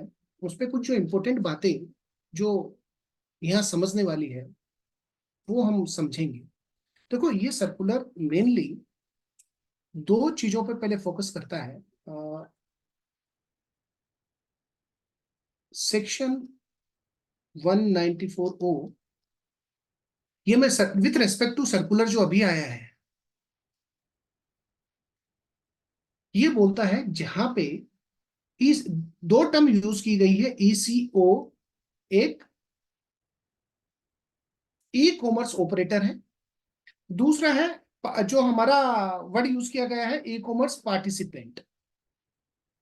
ई कॉमर्स पार्टिसिपेंट, पार्टिसिपेंट ये परचेजर और सेलर। अब आपको समझ में आएगा जो मैं कहना चाह रहा हूं। एंड सेलर, नॉर्मली ट्रांजेक्शन होता कैसा है? नॉर्मली अगर आपके पास क्लाइंट है ई कॉमर्स वाले, तो ई कॉमर्स मान लो ये अमेजन है, यहाँ पे मेरा एक क्लाइंट है, नाम समझ लीजिए एबीसी। ये है सेलर। ये नॉर्मली सेलर हमारे क्लाइंट होते हैं नॉर्मली, बायर से तो कोई अपन को मतलब ही नहीं, पर्सनल होता है। और एक यहाँ पे बायर है। आप समझिए कि मैं इसी एग्जांपल में पूरा सर्कुलर समझा दूं। अब होगा क्या, सेलर जब इसको सेल करता है, यूज करता है ईसीओ को, और बायर के पास गुड्स चली जाती है।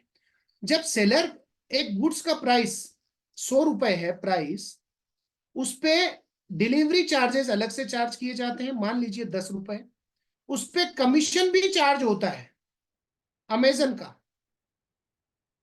5 रुपए, 105 रुपए का बिल जाता है बायर के पास, और बायर फिर पेमेंट करता है थ्रू, ऐसे रूट होता है पेमेंट नॉर्मली अमेजन, फिर अमेजन जाता है एबीसी 105 रुपए का, और फिर ये क्या करता है, कुछ 194 ओ का टीडीएस होता है 1%, वो काट के इसको पेमेंट कर देता है। ये नॉर्मल मोडस ऑपरेंडी है। बट अब ये क्या बोलता है, ये सर्कुलर ये बोलता है कि यहाँ पे ईसीओ,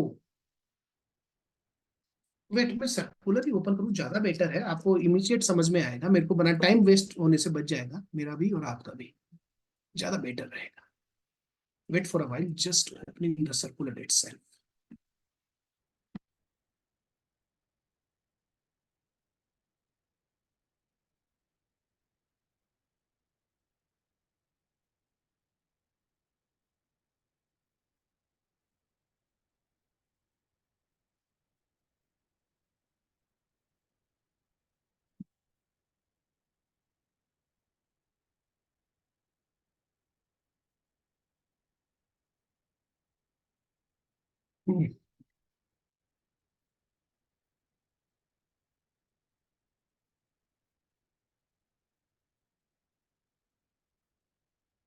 शायद दिखाई दे रहा होगा हमें।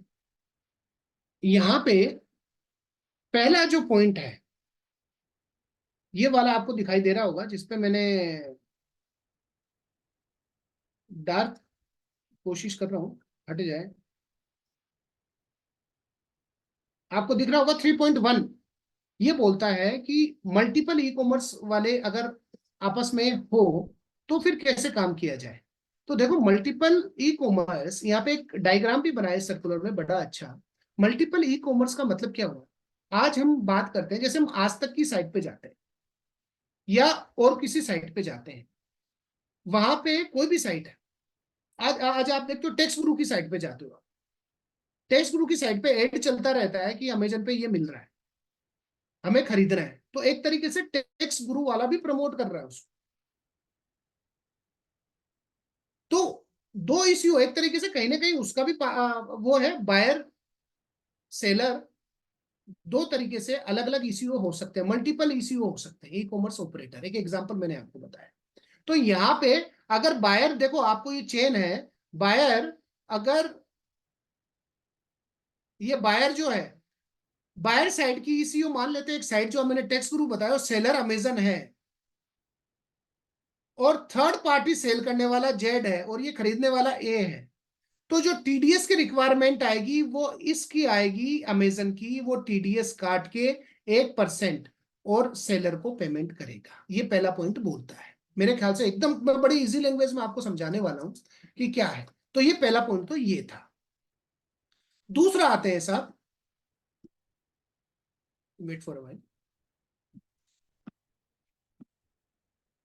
अब बोलता है इरेज,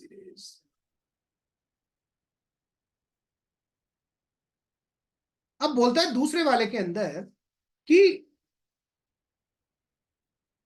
अगर ये जो अमेजन ही सेलर बन जाए तो,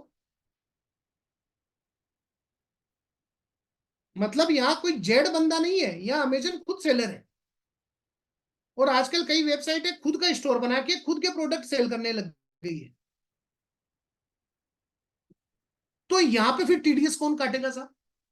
अब यहाँ पे ए करके ये जो बंदा था उसने वेब, जो ये वाली एक ईसीयू पहला वाला था टेक्स्ट गुरु मान लेते हैं, और फिर दूसरा एक और टेक्स्ट गुरु के बाद में मानो आज तक वाला भी था, दो इन्वॉल्व थे, वो दूसरी साइड पे लेके गए, वहां से हुआ, और फिर तो यहाँ पे जो कनेक्टेड, लास्ट कनेक्टेड रहेगा इस अमेजन से, तो ये वाला बंदा टीडीएस काटेगा, इलेक्ट्रॉनिक कॉमर्स ऑपरेटर 2, जो कि पेमेंट करेगा इसको।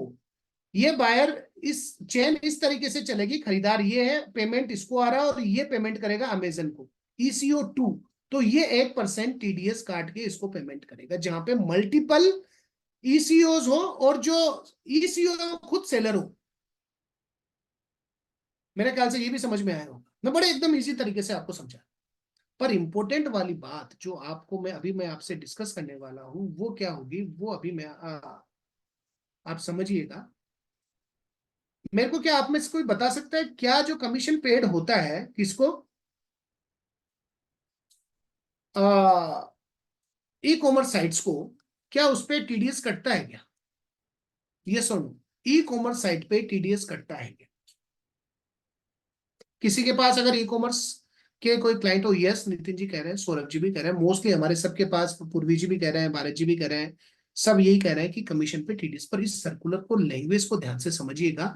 इवन अभी हो सकता है इंटरप्रिटेशन हो रहा है, अभी भी है, पर लैंग्वेज तो यही कहती है और मेरा व्यू भी है, इट शुड बी, बिल्कुल नीतीश जी, ये एकदम नई बात होगी हम सभी के लिए। अब ये क्या बोलता है कि ये नॉर्मल है, एक सेकेंड मैं इसको पूरा ऐसे ले लेता हूं ताकि आपको एग्जाम्पल भी दिखाई दे। ये दूसरा पॉइंट क्या बोलता है, वो ये बोलता है कि कन्वेंस फीस भी चार्ज होती है, हमारे जो क्लाइंट है वो कन्वेंस फीस भी चार्ज करते हैं, लॉजिस्टिक चार्ज करते हैं और कमीशन भी चार्ज करते हैं। मतलब एक वाइफरकेशन अगर मैं करूं तो आप समझिएगा, 100 रुपए का गुड्स है, राइट, और 5 रुपए मैंने पैकिंग फीस के ले लिए, इसी का एग्जाम्पल ले रहा हूं, पैकिंग फीस। 10 रुपए मैंने शिपिंग फीस के ले लिए, शिपिंग फीस लिखा हुआ रहता है, आप देखोगे कंटेंट्स आते हैं अगर हमारे क्लाइंट है। और जो 3 रुपए मैंने क्या किए, वो मेरा कमीशन है, ECO1 का, ECO1 इलेक्ट्रॉनिक कॉमर्स ऑपरेटर, और ECO2 का मतलब अमेजन का और दूसरे बंदे का कमीशन, वो भी इसी में, क्योंकि बायर से ही वसूला जाता है। तो टोटल 118 रुपए का पेमेंट मैंने ले लिया बायर से। कौन लेता है? सेलर। अब देखो बड़ी इजी ढंग से मैं आपको समझाने जा रहा हूं, जो केमिस्ट्री बनी है, टीडीएस कौन काटेगा? आप, अच्छा अपन इसी में चलते हैं, आपको क्या लगता है क्या कमीशन पे टीडीएस कटना चाहिए 3 रुपए पे? 3 रुपए कमीशन है, ये जो मैंने यहाँ पे लिखा, 2 रुपए तो उसका, 1 रुपए उसका। ये सर्कुलर क्या कहता है वही मैं आपको बता रहा हूँ। आपने पहले भी कन्वे किया था कि जी कटना चाहिए, राइट, मैंने कहीं मार्क किया था जो लैंग्वेज में, ताकि मैं टाइम सेव कर सकूं। अब देखो, बायर, ई कॉमर्स पार्टिसिपेंट, 100 रुपए का गुड्स है, टोटल 118 रुपए का पड़ा, मैंने आपको बताया 118 रुपए उस पर लिखे हुए थे। इसमें दो बीच में e participant, sorry, e commerce operator involve है। इसमें एक का तो क्या है, 2 रुपए का है कमीशन, एक इसका 1 रुपए का कमीशन है, इसका 2 रुपए का कमीशन है, right. Buyer side CO receive 118 इससे करेगा, 1 रुपए रखेगा, 117 का पेमेंट इसको कर दिया, समझ रहे हैं आप? ये लिखा हुआ 117। अब ये क्या करेगा, 2 रुपए अपने काटेगा, 115 रुपए का सेलर को पेमेंट कर देगा। अब क्वेश्चन मेरा अब ये है, आप अगर समझ पा रहे हो, देखो प्लीज बी विथ मी, यही सबसे इंपॉर्टेंट एग्जांपल पूरे सर्कुलर में।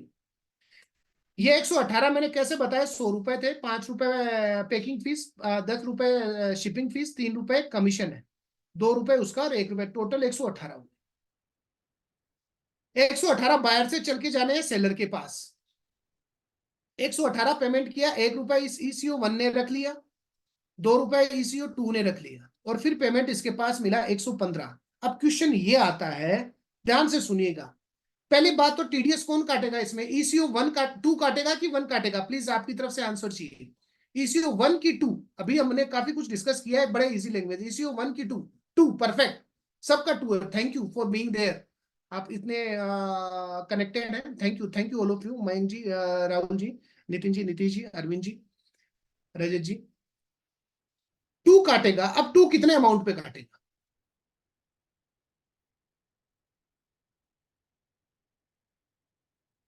नीतीश जी टाइप किया है शायद, मैं वीडियो में देख सकता हूँ, 100 रुपए पे बराबर। अब यही डिस्कशन है हमारा, इस पे क्या बोला गया, ये जो काटेगा वो काटेगा टीडीएस ग्रोस अमाउंट पे, जो कि बायर से रिसीव हुआ है। इस ग्रोस अमाउंट की डेफिनेशन के अंदर 100 + 5 + 10 + 3 118, तो 118 पे टीडीएस कटेगा साहब, ECO2 काटेगा, ECO2 काटेगा, किसका? सेलर का। एक चीज ये कंफर्म। अब मेरे को आप ये बताइए, क्या जो 2 रुपए 1 रुपए सेलर, एक तरीके से सेलर के ही कटे हैं, उस पे टीडीएस कटेगा क्या? कमीशन कटा है, ये सर्कुलर कुछ और बात बोलता है, नॉर्मल जो चीजें हम बोल रहे हैं ये बोलता है साहब नहीं कटेगा, क्योंकि ग्रोस में इंक्लूसिव आ गया है। आता हूँ रजत जी, मैं जीएसटी वाले पॉइंट पे भी आता हूँ। राहुल जी ने कहा 118 बिल्कुल टोटल पर, बिल्कुल आप सही कह रहे हैं मयंक जी। सर्कुलर में मैं दिखाता भी हूँ ये कहाँ लिखा हुआ है, मैंने मार्क किया हुआ है। ये एक इंपॉर्टेंट चीज है जो हमें ध्यान रखनी है। इंटरप्रिटेशन भी अभी हम देखेंगे, मेरे को भी अंदर वैसे तो क्लियर कट लिखा हुआ है तो इसमें बहुत ज्यादा दिक्कत है नहीं। बस ये एग्जांपल ही मेरे को आपको समझाना था कि अगर ग्रोस अमाउंट, यहाँ तवज्जो दी गई है ग्रोस अमाउंट, तो ग्रोस अमाउंट के अंदर ये सारे इंक्लूड है, कमीशन वगैरह सब। तो एक बार टीडीएस कटेगा 1% जो काटेगा ईसीओ टू सेलर का, उसके बाद कोई भी टीडीएस नहीं कटने वाला। It is very much clear given in the circular itself. आप समझ रहे हो जो मैं आपसे कह रहा हूं बार बार? ये एक चीज है जो हमें समझने वाली है।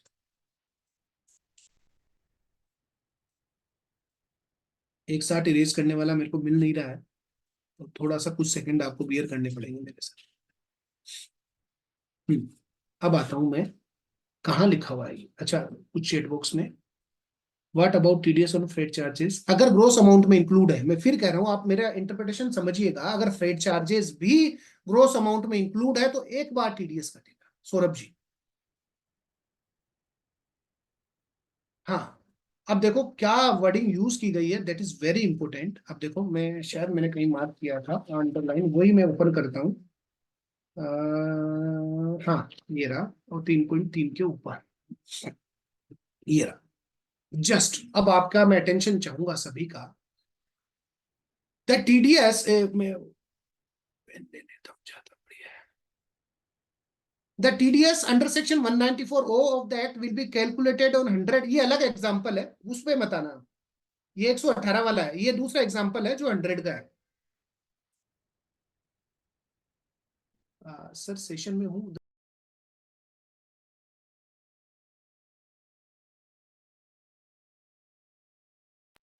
सॉरी, ये 100 रुपए आप वो मत समझना जो 118 वाला है, ये दूसरा एग्जांपल है। ये देखो मैं ऊपर ऊपर है, आप इसको 118 ही समझिएगा।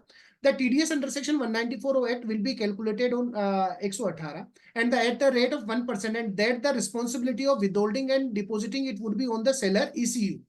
सेलर ईसीयू का मतलब क्या हुआ? जो सेलर का ईसीयू है जो कनेक्टेड है। The buyer ECU fee 5 charge to seller ECU and seller ECU fee 15 charge to seller. यानी कि ये जो कमीशन है अभी जो मैंने बताया, जो will not be subject to further TDS, right, under section 194H जो कमीशन वाला है। मतलब सेलर ईसीयू और बायर ईसीयू का मतलब आप समझिएगा, जो बायर के साइड से फिर भी मैं आपको बता देता हूं, कंफ्यूजन ना रहे। ये एक और नई टर्म यूज की गई यहाँ पे। ये देखिए, ये वाला एग्जांपल जो पहला एग्जांपल हमने लिया, ये देखिए, ये अगर बायर, ये तो बायर ईसीयू हुआ, ये सेलर ईसीयू। सिंपल सा इतना ही है। जो बायर जिस वेबसाइट से आता है वो बायर ईसीयू है, और ये सेलर जो आता है ये सेलर ईसीयू है। इनको जो कमीशन मिलता है वो वह बात है, इस पे फिर फर्दर टीडीएस नहीं कटेगा। तो मेरे ख्याल से आपको क्लियर होगा ये चीज। अभी जीएसटी वाली बात पे भी आते हैं, किसी ने पूछा था 118 पे आएगा। अरे नहीं सर, मेरे ख्याल से पवन शर्मा जी का एक मैसेज है 117। मेरे ख्याल से देखो मैं बता रहा हूँ, आप 118 से गलत इंटरप्रेट कर गए। आप ये सोच रहे हैं 100 और प्लस 18 जीएसटी, ऐसा नहीं है। वो जीएसटी का कंपोनेंट नहीं है, वो अलग अलग कंपोनेंट थे। 100 रुपए अलग थे, मैं फिर बता रहा हूँ, वो जीएसटी का कंपोनेंट नहीं है। 100 रुपए अलग थे, और शायद 5 रुपए अलग आ रहे थे, 10 रुपए अलग थे, और 3 रुपए अलग थे। ये पैकिंग फीस थी, ये शिपिंग फीस थी, ये कमीशन था। इस तरीके से 118 थे, जीएसटी नहीं था इसमें। जीएसटी पे मैं आता हूं, राइट, जीएसटी पे मैं आता हूं। हाँ देखो, एडवर्टाइजमेंट चार्जेस भी आता है नो डाउट, पर अगर वो ग्रोस में इंक्लूड है और बाहर से वसूल किए जा रहे हैं, मैं फिर देखो कॉन्सेप्ट एक ही है सौरभ जी, सिंपल सा कॉन्सेप्ट है। अगर ग्रोस अमाउंट में वो सब इंक्लूड है, बाहर से लिए जा रहे हैं, तो 1% कटेगा उस, राइट। और 194 और सबसेक्शन 3 अगर आप आते हैं, मैं आपको फिर बता दूं, आप देखना, उसमें ये लिखा हुआ अगर एक टीडीएस किसी एक में कट गया फिर दूसरे में नहीं कटेगा। मैं लास्ट अब कुछ लाइनें लेके, अब आती है जीएसटी। जीएसटी पे जो प्रोविजन दिया गया है वो ये दिया गया है, जो 194Q में भी दिया गया था, कि अगर सेपरेट जीएसटी चार्ज किया गया है क्योंकि प्रोविजन क्या है, क्रेडिट और payment which ever is earlier seller, बराबर है। अगर आपने खरीदा क्रेडिट कर दिया तब टीडीएस काटना है, अगर आपने पेमेंट पहले कर दिया तो टीडीएस काटना है, बराबर है। तो पहली बात तो ये, अगर सेपरेटली चार्ज है और क्रेडिट वाला कॉन्सेप्ट है तो जीएसटी इंक्लूड करना ही नहीं है। जो 118 रुपए, देखो अब अगर ये 118 आ रहा है ना, तो ये 118, वेट फॉर अ व्हाइल, 118 पे जीएसटी लगेगा। मान लीजिए मैं जो भी आ रहा है 20 रुपए आ रहा है मान लीजिए, तो ये 20 रुपए पे कोई भी 1% नहीं कटेगा, अलग से सेपरेटली मेंशन है। एक एग्जांपल में बता रहा हूं, राइट।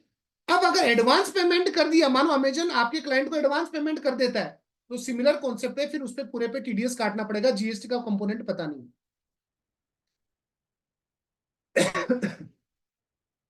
ये भी क्लियर हुआ मेरे ख्याल से। मैंने अच्छा, एक रिटर्न का और रह गया शायद, परचेज रिटर्न, वो भी 194 क्यू पे सिमिलर है।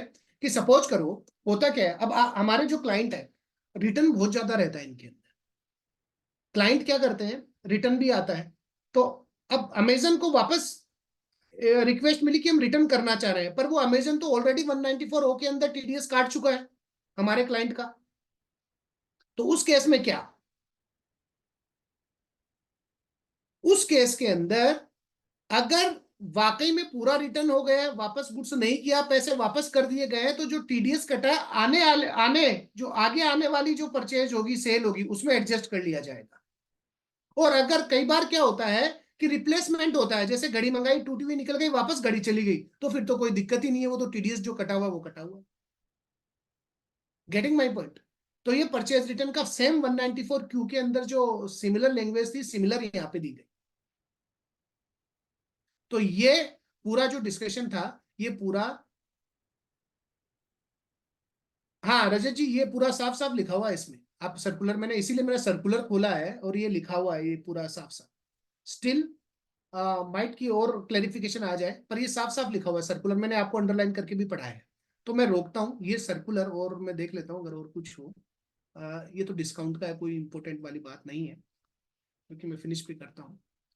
तो ये सारी चीजें, तो 194 ओ अगर मैं क्रक्स में बात करूं तो क्या बोलता है, ग्रोस अमाउंट जो आप सेलर बायर से चार्ज करता है, उस ग्रोस अमाउंट पे जो सेलर वाला ईसीओ है, वो भी मैंने बताया, वो बायर वाला ईसीओ टीडीएस नहीं काटेगा। मैं फिर कहता हूं, अगर आपने ढंग से ये कन्वर्सेशन में रहे तो आपको पता होगा बायर का कौन था, सेलर का कौन था।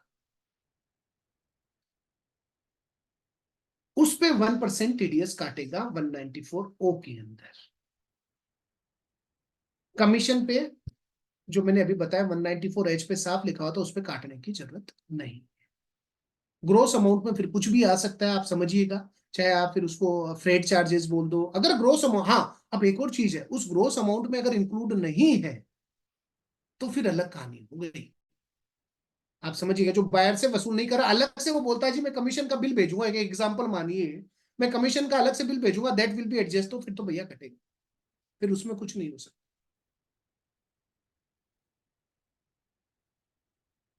Thanks a lot from my side. Any question हम ले सकते हैं, फास्ट फिनिश करते हैं।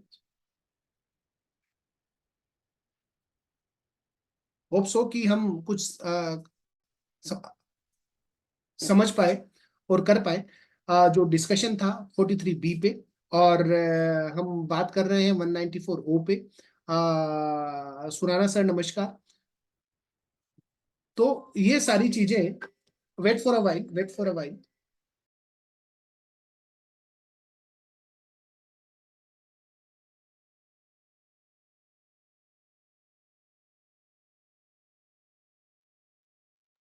सर जो इनवॉइस आता है उसमें कमीशन चार्ज इंक्लूड नहीं होता।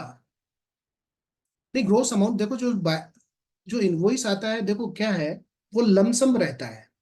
देखो मोडस ऑपरेंडी क्या होती है, अगर आपकी जो क्लाइंट है, जो मानो कि 200 रुपए में सेल किया, तो 200 रुपए पूरा चले जाएंगे किसके पास, अमेजन के पास। अब वो 200 रुपए में ही सारा एडजस्ट, फिर वो लेजर की एंट्रियां मारता है, 200 में मेरा इतना है, वो उसका इतना है, सारा इतना है, तो वो ग्रोस अमाउंट में इंक्लूड है, 200 रुपए में अलग से चार्ज नहीं हो रहा। Getting my point. Send the link. Rajni ji, मैं सर्कुलर वैसे नितिन जी के पास ऑलरेडी है, तो वो आपसे शेयर कर देंगे। मैं मेरा मेल आईडी और मोबाइल नंबर भी शेयर कर देता हूँ, अगर नितिन जी के पास है, अगर कोई क्वेरी हो। अभिषेक जी, एक बीच में क्वेश्चन था मेरा, रिप्लाई एक्चुअली वो मैं प्रॉपरली हो नहीं पाया। हाँ ये केस में जैसे कोई सर्विस प्रोवाइडर है और वो ट्रेडर भी है, हाँ और उसने जी अपना एमएसएमई में रजिस्टर्ड है, और हम जो उससे गुड्स परचेज करते हैं that is only traded goods, but उसके पास रजिस्ट्रेशन है एमएसएमई का, तो क्या वो पेमेंट की लाइबिलिटी रहेगी? मैंने आंसर दिया था इस पे, वापस से देता हूँ। इसके अंदर क्या है, देखो सर, अगर जो ट्रेडेड गुड्स है वो, उस पे तो कोई देखो कुछ नहीं हो सकता, क्योंकि ट्रेडिंग पे अगर जो लिटरल, क्योंकि इस पे मैं केस लो भी देख रहा था, हमारे एमएसएमई में भी केस थे जो रिकवरी वाले हैं समाधान में।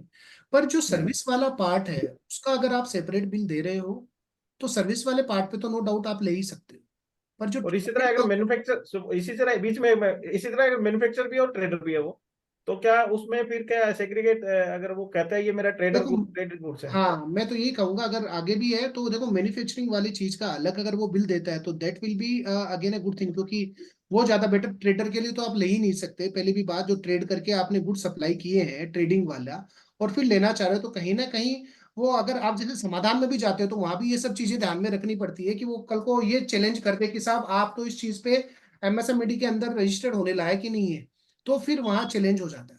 बट एज एन ऑडिटर क्या हम क्या चेक कर पाएंगे उसमें? मैं सर, बहुत सारी चीजें, बहुत दिक्कत है। आप ये बोल रहे हो, मैं तो बोल रहा हूँ आप सर्विस रेंडर कब से हो वो कैसे चेक करोगे 45 दिन? जी वो तो चलो ठीक है, बट ये गुड्स वाली जो बहुत दिक्कत है कैटेगरी सर, नेचर। बहुत प्रैक्टिकल प्रॉब्लम है। कहाँ देखोगे, 2022 का रजिस्ट्रेशन है और आज आप 23-24 में आप उसका बोल रहे हो कि एमएसएमई है नहीं, तो आप कहाँ से जस्टिफाइड कर रहे हो सर? हम कहाँ से जस्टिफाइड कर रहे हैं? वो बंदा कब का बाहर निकल चुका है 23-24 में, और हम 20-21 का रजिस्ट्रेशन सर्टिफिकेट लेके कह रहे हैं कि साहब ये एमएसएमई में रजिस्टर्ड है। अब आप जो बिल्कुल सही बोल रहे हैं कि दोनों में है, तो हम कैसे बिल वाइज कैसे करेंगे? सर ये बहुत बड़े चैलेंजेस हैं, जो इतना आसान काम नहीं है कि जो बोला जा रहा है एक्ट के अंदर उतनी जल्दी हम कर दें। बहुत मुश्किल काम। सर मैं सीए पवन शर्मा बोल रहा हूँ। जी सर। 117 रुपए वाला जो है ना, वो मैंने क्वेश्चन पोज किया था अभी, हाँ हाँ वो आप शायद गलत ले गए, क्योंकि 18% है, इसलिए 18 रुपए वो कोइंसाइड कर गई फिगर। इसलिए मेरा प्रश्न इस पे ये था कि वो जो सेलर को है, जो इको 2 है, वो इको 1 को 117 रुपए पास कर रहा है, हाँ पेमेंट हाँ 117 रुपए हो रहा है, हाँ, तो बराबर, बिल्कुल। 117 रुपए पे तो टीडीएस कटना चाहिए। और जो 1 रुपया है उसका खुद का जो केक है, उस पे तो एडवांस टैक्स देगा ना, कैलकुलेट करके। नहीं उस नहीं पे सर, टीडीएस देखो अपनी इसमें अमाउंट पे टीडीएस इसमें क्यों साफ काटेगा? कहा गया है, इसमें साफ कहा गया है, इको इको की जो बात कर रहे हो आप, वो टू ही काटेगा। देखो पूरा जो एग्जांपल है उसमें साफ बना नहीं, के 117 रुपए कटेगा ना सर, 118 रुपए थोड़ी काटेगा। अपनी ही इनकम पे वो टीडीएस काटेगा और एडवांस टैक्स भी देगा। सर वो काटेगा ही नहीं, पहली बात तो मैं वही समझाना चाह रहा हूँ 117 पे काटेगा ना सर, फिर इसका मतलब है। 118 पे नहीं काटेगा ना, 117 पे टीडीएस काटेगा। सर उसका अपना शेयर जो है कमीशन 1 रुपया, उस पे वो टीडीएस क्यों काटेगा? नहीं नहीं सर, वो वो 10 तो क्विंटल। सर वो काटेगा ही नहीं, मैं वही समझाना चाह रहा हूँ आपको। ये आप एक बार सर्कुलर पढ़िएगा, उसमें बोला है जो लाइबिलिटी टीडीएस काटने की आएगी, इको 1 वाले की तो है ही नहीं, पहली बात। मैं इको 2 की बात कर रहा हूँ सर। इको 2 जो है वो जो काटेगा ग्रोस अमाउंट पे काटेगा 118 पे, तभी तो सर मैं वो उसमें बोला गया है कि कमीशन पे फिर नहीं काटेगा। इसलिए तो आप वो सर्कुलर पढ़िएगा, तब वापस कमीशन पे काटने की जरूरत नहीं है। मैं बार बार ये समझा रहा हूँ, ग्रोस अमाउंट जो है उस ग्रोस अमाउंट पे कटेगा। मैं वापस से एक बार सर्कुलर ओपन करके आपको बता भी देता हूँ, उसमें देखो क्या लिखा हुआ है, ताकि फिर मैं क्लोज भी कर दूं। इको 2 के लिए तो ग्रोस अमाउंट 117 हुई ना सर। अरे सर आप समझिएगा, क्योंकि वो क्या बोल रहे हैं कि वो कंफ्यूजन रखना ही नहीं चाह रहे। वो कंफ्यूजन देखो, सेलर ई कॉमर्स, अगर आपको ये कॉलम दिखाई दे रहा है, seller e commerce. Sir I interfere, बाकी पार्टिसिपेंट्स की क्या राय है इस पे? सर मैं जो सर्कुलर पढ़ रहा हूँ, फिर आप एक बार देखते, बस खाली सर्कुलर पढ़ने दे दो मेरे को। हाँ सेलर जी। E commerce participant sell goods worth ₹100 to the buyer and charges additional ₹5, ₹10, ₹3, जो हमने डिस्कस किए, टोटल अमाउंट 118, राइट। वो रिसीव करेगा 115, बराबर है, क्योंकि वो ₹3 रख लेंगे पीछे। Seller side issue minus TDS on 118, ये देखिए सर, आप समझ रहे हैं, साफ साफ लिखा हुआ है इसके अंदर। आप एक बार सर्कुलर पढ़िएगा, पूरा क्लियर लिखा हुआ है कि जो टीडीएस कटेगा 118 पे कटेगा। सर इसलिए ऑन प्रिंसिपल्स ये एनोमली नहीं है? सर वो इन प्रिंसिपल की देखो, अब वो एक लिटिगेटिव इशू है, अगर आप वो चैलेंज करना चाह रहे हैं दैट्स फाइन इनफ। वो मेरे ख्याल से सेपरेटली अगर जो भी आप डिस्कस करें, इस सर्कुलर का जो है रेफरेंस, क्योंकि वो कमीशन पे 194H पे जो हम अलग से काट रहे थे वो भी यहाँ पे एड्रेस किया गया है, तो ये वाली बात है। Any other question? ठीक है sir, thank you. Sir just मैं कंफर्म करना चाहता हूँ, आपने कहा कि एक बार टीडीएस काट लिया तो दोबारा टीडीएस नहीं कटेगा ऑन एनी साइड, तो जो कमीशन पे टीडीएस हम काट रहे थे ऑन अ सेलर साइड वो नहीं कटेगा? हाँ वो मैं वही बोल रहा हूँ, आप सर्कुलर आराम से पढ़िएगा, साफ साफ लिखा हुआ है उसके अंदर, और कि एक नहीं सेक्शन कटेगा? भी लिखा हुआ है 194H, वो भी मैंने आपको पढ़ाया। ओके, और ठीक है, मतलब नहीं कटेगा बेसिकली, वो सर्कुलर भी मैं पढ़ लूंगा। अभी और क्या है, एकदम लेटेस्ट है, इवन में और भी केस लो के रेफरेंस में मेरा व्यू यही है कि उसमें साफ साफ ये लिखा 194H जो पहले काटा जाता था, और 194O3 सबसेक्शन का भी उल्लेख उन्होंने वो रेफरेंस दिया है कि अगर और किसी में टीडीएस 194S का भी उस पर दिया है जो वर्चुअल डिजिटल असेट है। मतलब सब चीजें करके कंक्लूजन मेरा व्यू ये है। और कोई क्वेश्चन? सर बस एक चीज मेरे को कंफर्म करनी थी जो मेरे को थोड़ा समझ में नहीं आई थी, जब आप ऑडिट फी के रिगार्डिंग बता रहे थे तो उसमें आपने इनवॉइस की डेट ली थी 15 अक्टूबर, और उसकी पेमेंट हो रही थी 25 में जाके, हम्म 25 में जाके, तो उसमें 45 डेज का आपने शायद ब्लॉक लगाया नहीं था, आपने कहा था कि डिसलाउंस नहीं होगा। सर वो क्यों नहीं होगा, मतलब वो मेरे को समझ में नहीं आया था, देखो, अगर ईयर अगर पास विद इन ओवर। द हाँ, मैं इसीलिए मैंने एक और पहले एग्जांपल है कि with in the same financial year payment हो जाता है, क्योंकि अच्छा सो एक काम करते हैं, मैं आपको बस लास्ट एक इनकम टैक्स एक्ट की लैंग्वेज लेता हूँ, वो हमारे क्योंकि सब हम प्रोफेशनल हैं तो वो लेना जरूरी है, उसमें क्या लिखा हुआ है उसी को हम पढ़ देते हैं ताकि आपको बहुत सही तरीके से क्लियर होगा।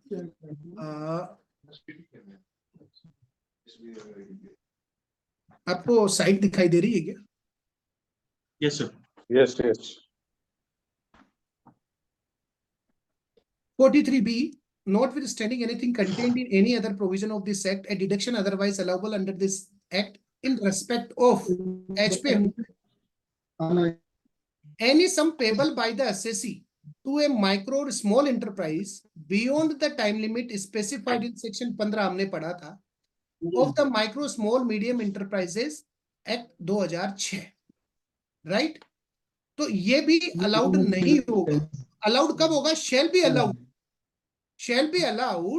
in respective of the previous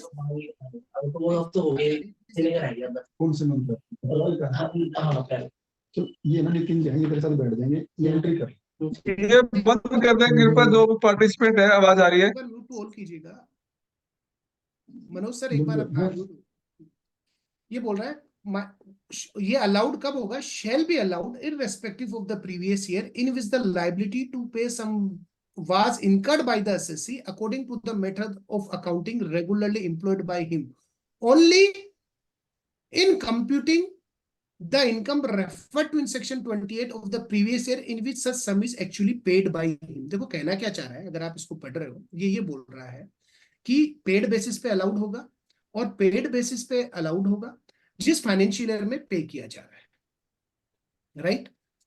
इसका प्रोविजन नीचे दिया गया, ये वाला जो ये नीचे, मैं सीधा ही पढ़ के बताता हूं कि अगर आपने payment due date of filing the return से पहले भी कर दी तो भी अलाउड होगा, जैसे कि हम आज तक पढ़ते आ रहे थे, पर ये एच पे एप्लीकेबल नहीं होगा। तो एच पे एप्लीकेबल नहीं होगा तो मतलब ड्यू डेट वाला तो भूल जाओ, वो वाला ऐसा कैसे रह गया कि जिस फाइनेंशियल ईयर में पे होगा उसी फाइनेंशियल ईयर में अलाउड होगा। तो हमने क्या किया था, अक्टूबर में बिल बनाया और 45 दिन बाद फरवरी के अंदर ही हमने क्या किया था, पेमेंट, तो यानी वो उसी फाइनेंशियल ईयर में पे हो गया, तो इसलिए डिसअलाउड नहीं होगा। मेरे ख्याल से बात क्लियर होगा, राइट? हाँ अभिषेक जी, हाँ जी। इसमें मैं और एलैबोरेट करूं, अगर हमने पेमेंट कर दी विद इन ईयर पर करीब 45 डेज के बाद, तो क्या उसमें इंटरेस्ट का रोल आएगा? हाँ वो तो आएगा, आएगा सर, आएगा। ठीक, तो इंटरेस्ट वही प्रोविजन वही रहेंगे, इंटरेस्ट डिसअलाउड, फिर टीडीएस का इशू भी। वो तो अलग है ही है सेक्शन सर, वो तो चला ही आ रहा है। नहीं, इस पे क्लियर हो गया ना कि जनरल परसेप्शन ये चला आ रहा है सबके दिमाग में कि विद इन ईयर कर दिया तो सब कुछ ठीक है, कुछ नहीं है करना। ये तो इस वाले प्रोविजन पे 43B में।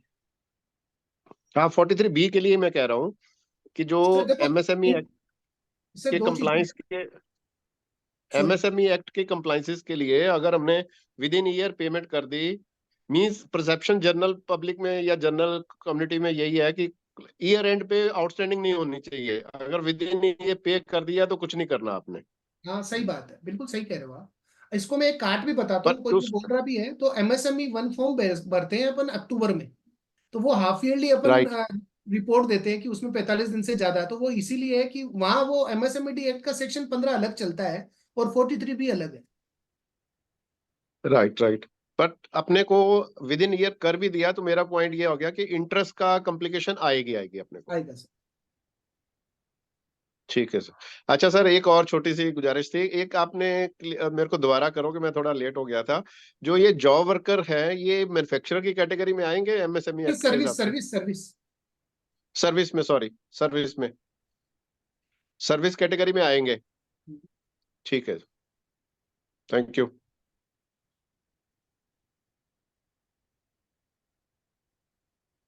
मेरे ख्याल से नितिन जी विराम चाहते हैं। सर पीपीटी शेयर कर देना। Thank you sir. Thanks a lot from my side. Thank you once again. Thank you. Thank you, Abhishek ji, for such a wonderful deliberation on practical aspects. सभी पार्टिसिपेंट्स ने मुझे लगता है कि सभी की क्वेरीज अभी रिजोल्व हो गई होंगी। तो स्पेशली महेश जी, आपकी कोई क्वेरी होते अगर पूछ लेना। महेश जी की काफी क्वेरीज थी। मैं डायरेक्ट पूछ लूंगा फोन पे। तो now I will request to Nitin Bansal to vote of thanks. Thank you Abhishek ji. आज का जो सेशन था मेरे ख्याल से मतलब बहुत ज़्यादा नीड थी, इंडीड थी, और जिस तरह से क्वेरीज आ रही थी तो ये लग रहा था ये सेशन भी थोड़ा कम पड़ रहा था। हमने तो इस सेशन को थोड़ा सा इसलिए 2 भाग में डिवाइड किया था, कुछ क्वेश्चन कभी टाइम कम ना पड़ जाए। जिस तरह से आज के आंसर हुए हैं तो वाकई औसम रहा, डेलिब्रेशन मतलब वाकई गुड था। Thank you Abhishek ji, thank you participant. Thank you. Now again, thank you, Abhishek ji. Now we will conclude the session. Thank you.